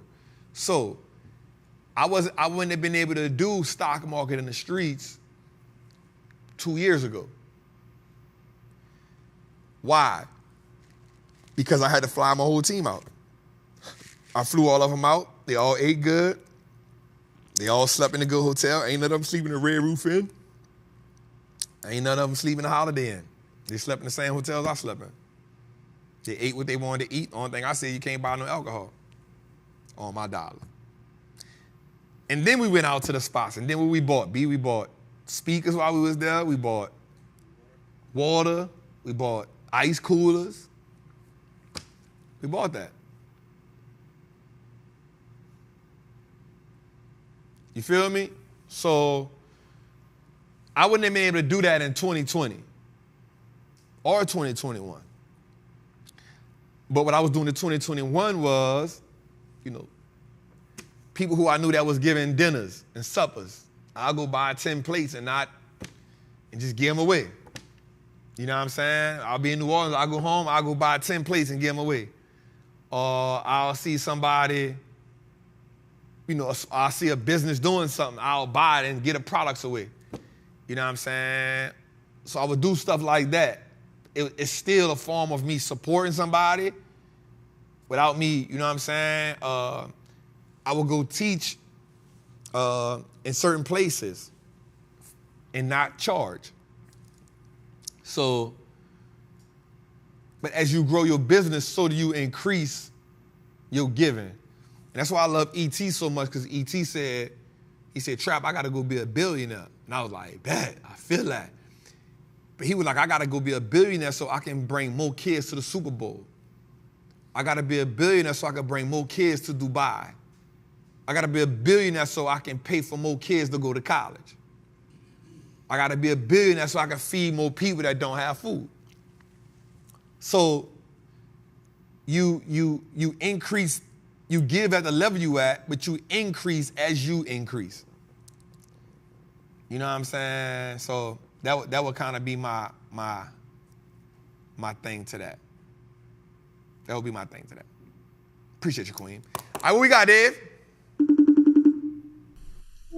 What's going on, Trap? Shout out to Wallstreet. Looks like us now. Y'all changed my whole algorithm I got going on over here, man, for real. My name DJ, though. But anyway, my question is for you is, tax time approaching. I know I'm a little early, but whatever. People get money back. Ain't none of my business what they do with it. But they just say I get back $5,000. How can I split this $5,000 into the buy and hold? Do I buy one company, 2 companies, 3? Do I put the whole thing on it? Or how do I kill the buy and hold game starting off with $5K for a normal investor? And shout out to the trappers, man. Keep trapping. Man, I like my guy, man. He belongs in Bone Thugs and Harmony. He belongs in Bone Thugs and Harmony. He give me that, it's the first of the month. Nah, that's a great question, King. So let's do this. So let's say you got $5,000. Let's do two things at one time. Right? Let's take the 5K, and then before we invest it, let's tell ourselves this. Every month, we also gonna dedicate this much to my account. So now we're not just saying after the 5K, I'm done. Let's say after the 5K, now every month, I'm gonna put another $500 in my account, $75 a week in my account, right? So now we do is we're not making a one-time lump sum investment. We also fueling that account. So what I would say is, let's take the 5K and let's split it into 2 stocks, depending on what you like, right? Or you can split it into, I say take the 5, ooh, I got it. Let's take the 5K and let's make a watch list. Let's put on a list, let's put 5 stocks, right? Let's put 5 stocks. Right? And then of those 5 stocks, I want you to say, here's the 2 that I like the best. Take the 5K and I want you to say, here's the 2 I like the best, whatever those 2 is you like. And then I want you to say, the one I like the best, I'm going to put 65% in it. And the one I like second best, I'm going to put, what that is, be 35%? 35% in. Now, why are we doing that, Trap? Because the one we like the best is going to be the one that's going to drive our account. It's going to be the one that drive our account. Definitely don't put 5K into 10 companies. That don't make no sense. You spread yourself too thin. Right? So you're going to take 2 companies. You're going to say, here's the one I like the best. Here's the one I like second to the best. And then when you do that, you're going to say, the one I like the best, I want to own how many stocks of it? Let's just say you say, I want to own 50 shares of it. The one I don't want, the second one, that's I want to own 20 shares of it. Now, over time, you're going to increase that. But what happens is now you done give yourself a goal and a direction, right? So now you say, all right, well, now I'm going to save up in my account every month. And then once I get to this amount, I'm going to deploy this money, right? Once I get to a certain amount, I'm going to deploy this money. And I'm going to deploy it in my first and my second stock because I know how much I want to own in the first stock. I know how much I want to own in the second stock. Once you get what you want to own in the first stock and the second stock, now you say, now let's move on down to my 3rd, 4th, and 5th stock. Now, I got my 3rd, 4th, and 5th stock. I know how much I want to own. Let me save up, let me save up, let me save up, let me save up till I get to a certain number. Once I get to a certain number, now I'm going to start deploying it in my 3rd stock. Watch this, though. My 3rd stock and my 1st stock, because this is the one that's going to drive my portfolio. So now I'm going to put something else in my 1st stock, and I'm going to start building my 3rd stock. So I'm going to keep building my 3rd stock. I'm going to keep building my 1st stock because this is the one that's going to drive my account. Now, let's go a little deeper into that. 2 text, 2 index, no stress. Not over here, brother. Not over here. Not over here. That ain't our game plan over here, Cody. You know better than that. Why would you even put that in my chat? You know better than that. Bring that somewhere else. Right? Nothing against my brother, but not over here. We go get it. We go get ours. Right? We go get ours. We don't do 2 tech, 2 indexes over here. We don't do that over here. We go get it. It's there for us to go get. We go get it. We ain't doing that. We ain't doing that at all. All right. So now what you're gonna do is you're gonna be strategic, right? So now you're gonna say, all right, what's the buy-in points on these right here, right? What's the buy-in points on these? So now once we understand what the buy-in points is, this also dictates when we buy. So now, if our first stock not on sale, we know one thing. We're going to go to our 3rd stock, our 2nd and 3rd. So we let the market price points tell us how we put money in our 1st through 5th stock. Damn, that sounded. Be how that sounded. That was the plan?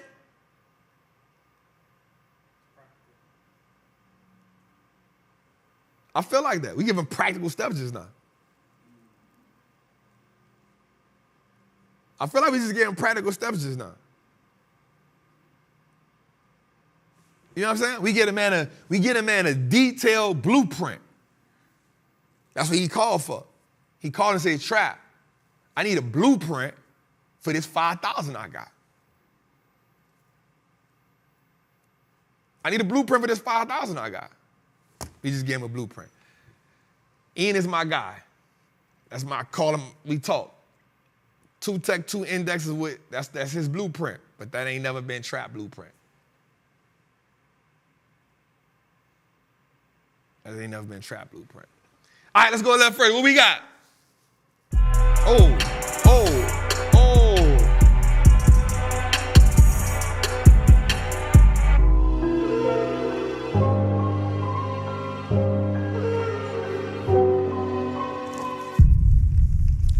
All right, y'all, so now we going to our famous episode of Flush It or Flip It. Flush it or flip it, flush it or flip it, flush it or flip it.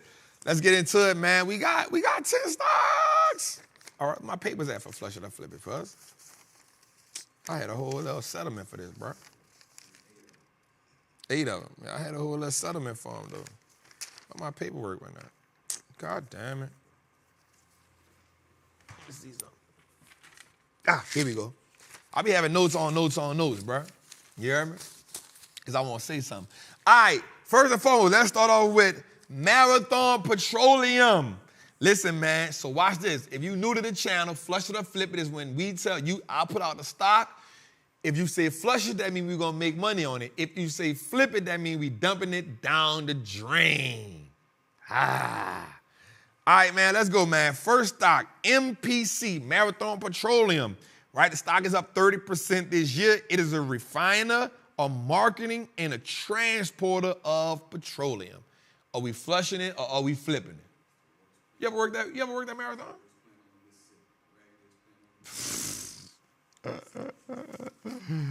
Are we flushing it or flipping, Jose? What we doing? Marathon Petroleum.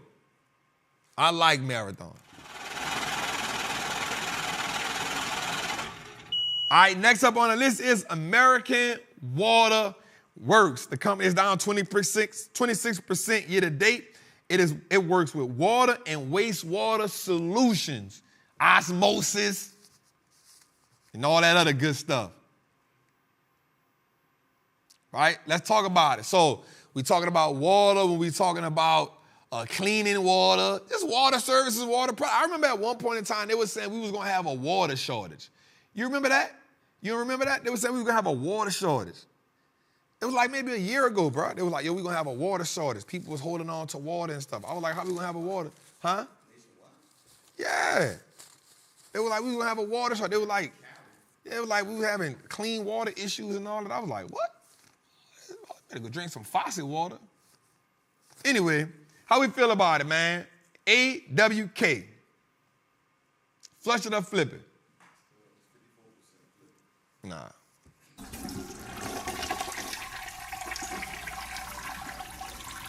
Huh? Company down 26% year to date. Nobody, people, evidently people don't care.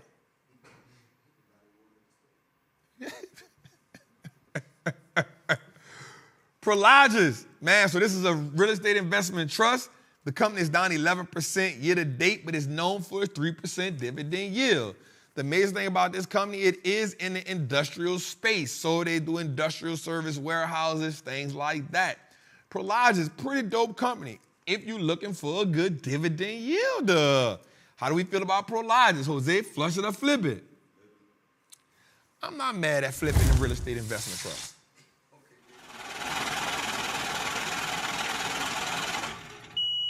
All right, let's go a little further. Next, Eaton, right? So Eaton is up 30% year to date. They are a power management company that provides energy and energy efficient solutions. You know about Eaton, guys? That man just saying that because it's 30%. This dude here, bro. Eaton, do we flush it or do we flip it? How we feel about it? Eaton, ticker symbol ETN. How do we feel about it? How do they feel about it, Jose?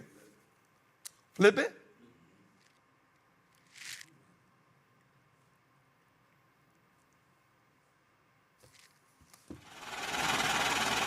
I ain't mad at Eaton. All right. Textron, year-to-date up 7%. It leverages a global network of aircraft, defensive and industrial and financial businesses that provide innovative solutions. Meaning, this is a company that deals with companies in the defensive sector, they deal with companies in the industrial sector, and they deal with companies in the finances, and they give them innovative solutions. Meaning, they talk to them about how do your business get better, what are some of the things that help your business be better, do better, perform better. The company is up 7% year-to-date. How do we feel about it? Textron, ticker symbol TXT.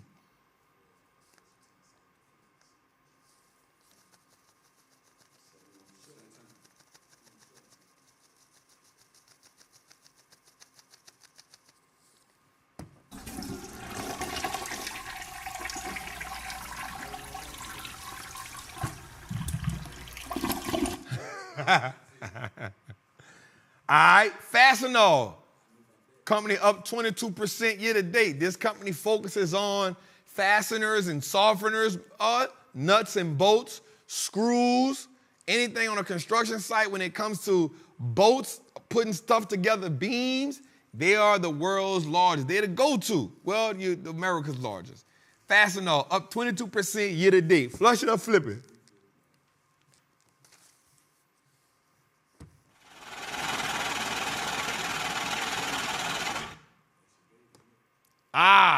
United Rentals, URI, year-to-date up 13%, engages in the equipment rental business, aerial and industrial. So you go on a construction site, that's the reason they got the aerial lifts, they got the scissor lifts, they got, up 13% year-to-date. We made a killing off them during the pandemic. Them two right there. Them two in Chipotle took me to the house. I said, oh yeah, we got it now. How do we feel about it?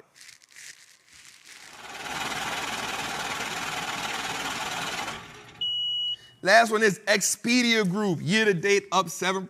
It's an online travel company that products and services for leisure and corporate travel. They help you get from your first destination to your second destination and even somewhere in the middle. You want to book a hotel, you want to book a car, a flight. Expedia got you. Online service. What do you like? They're up 7% year-to-date. Do you flush it or do you flip it?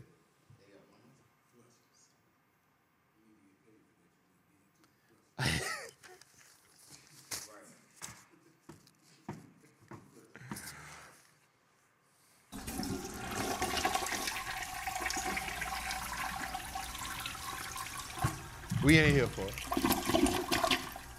All right, man, so that's our version of flush it or flip it. Hit it, Tootie.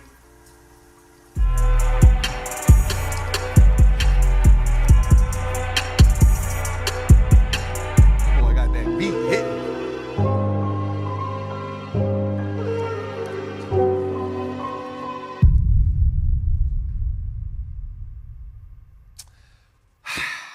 All right, man. The journey we are on, man, it comes with so many ups and downs.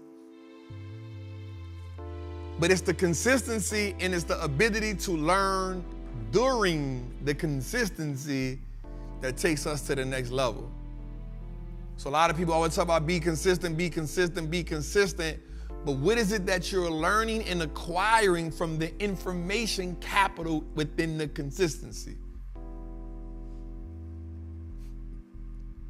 We talked about building your financial arc. Times are getting rough, y'all. Man, I promise you a lot of people ain't gonna make it. But how do we consistently not make the same mistakes financially that we've been making? How do we pivot instead of standing 10 toes down?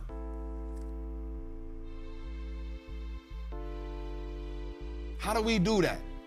How do we become better? How do we evolve? How do we become more mature?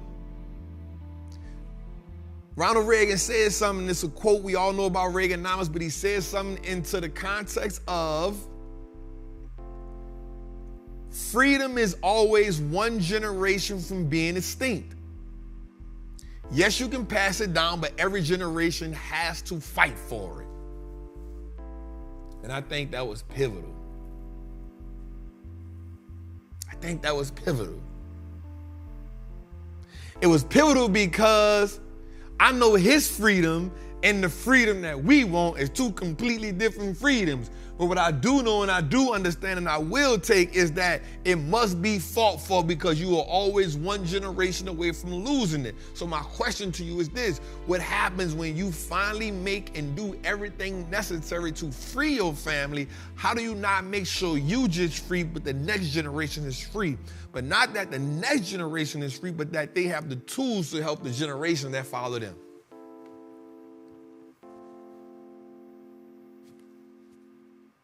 Freedom. You are one generation from it being extinct.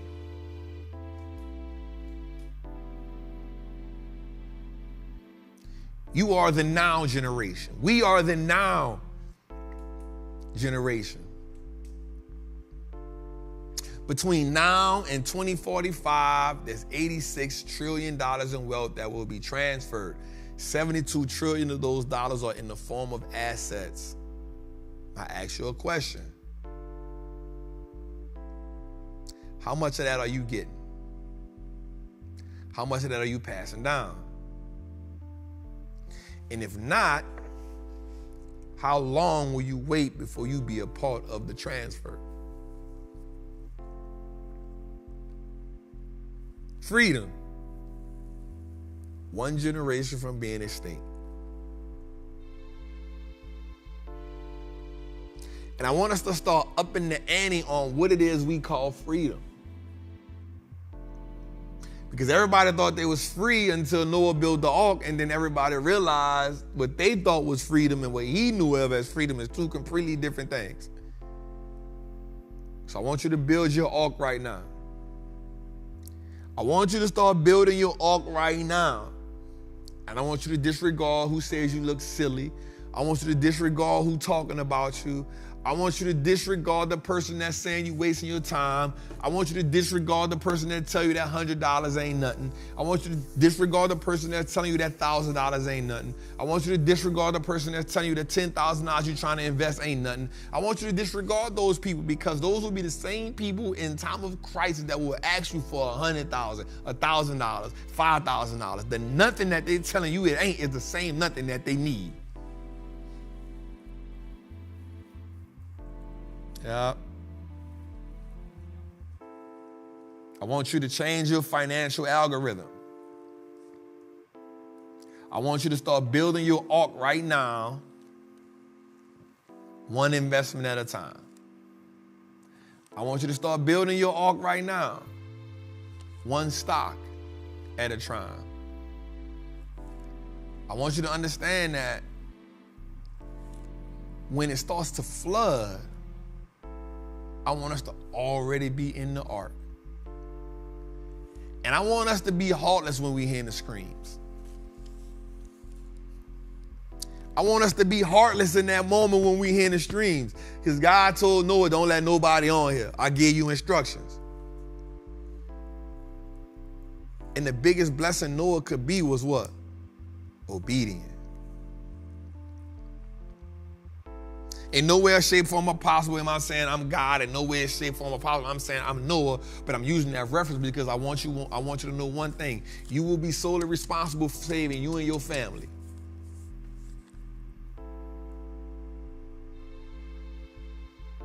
Noah's wife looked at him like, bro, what? Noah's kids was like, what? But he was consistent. So I want you to understand that. Start building your ark. Have that discussion with the family. Listen, this is what we got to do right now, y'all. Have that conversation with your family. This is what it's going to look like for the next 12 years. And here's the thing. Let's say it doesn't happen. Let's say it doesn't happen and you building your ark anyway. Well, if it doesn't happen, guess what? You financially strong.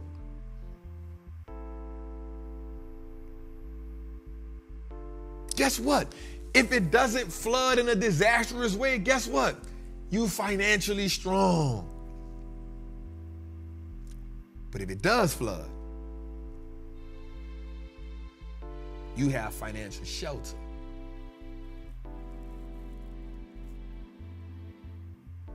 I want you to look at it right now, and the way I want you to start thinking about your financial arc is, how do you not waste money for Black Friday this year?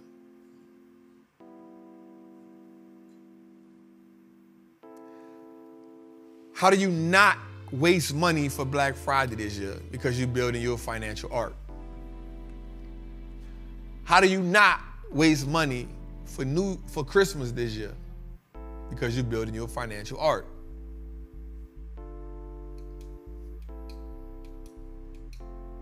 How do you not? So what I will promise you is this. The liabilities that's on sale this Black Friday will be the same liabilities on sale next Black Friday. The same stuff that's on sale for Christmas this year gonna be the same stuff on sale for Christmas next year. They're gonna just be creating more cool stuff to sell you next year.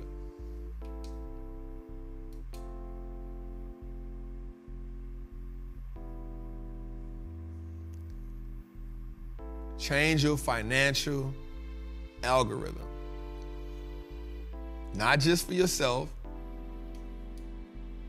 but for your family. Because you the one got the calling. You the one got the vision. You the one coming to Trappin Tuesdays. You the one taking the courses. You the one watching all the stuff, the CNBC, and you the one watching it. They not watching it. So you the one got an idea. You the one that see what's going on. If you the person with the vision, you can't be led by the sheep. The shepherd can't be led by the sheep. The shepherd got to lead the sheep.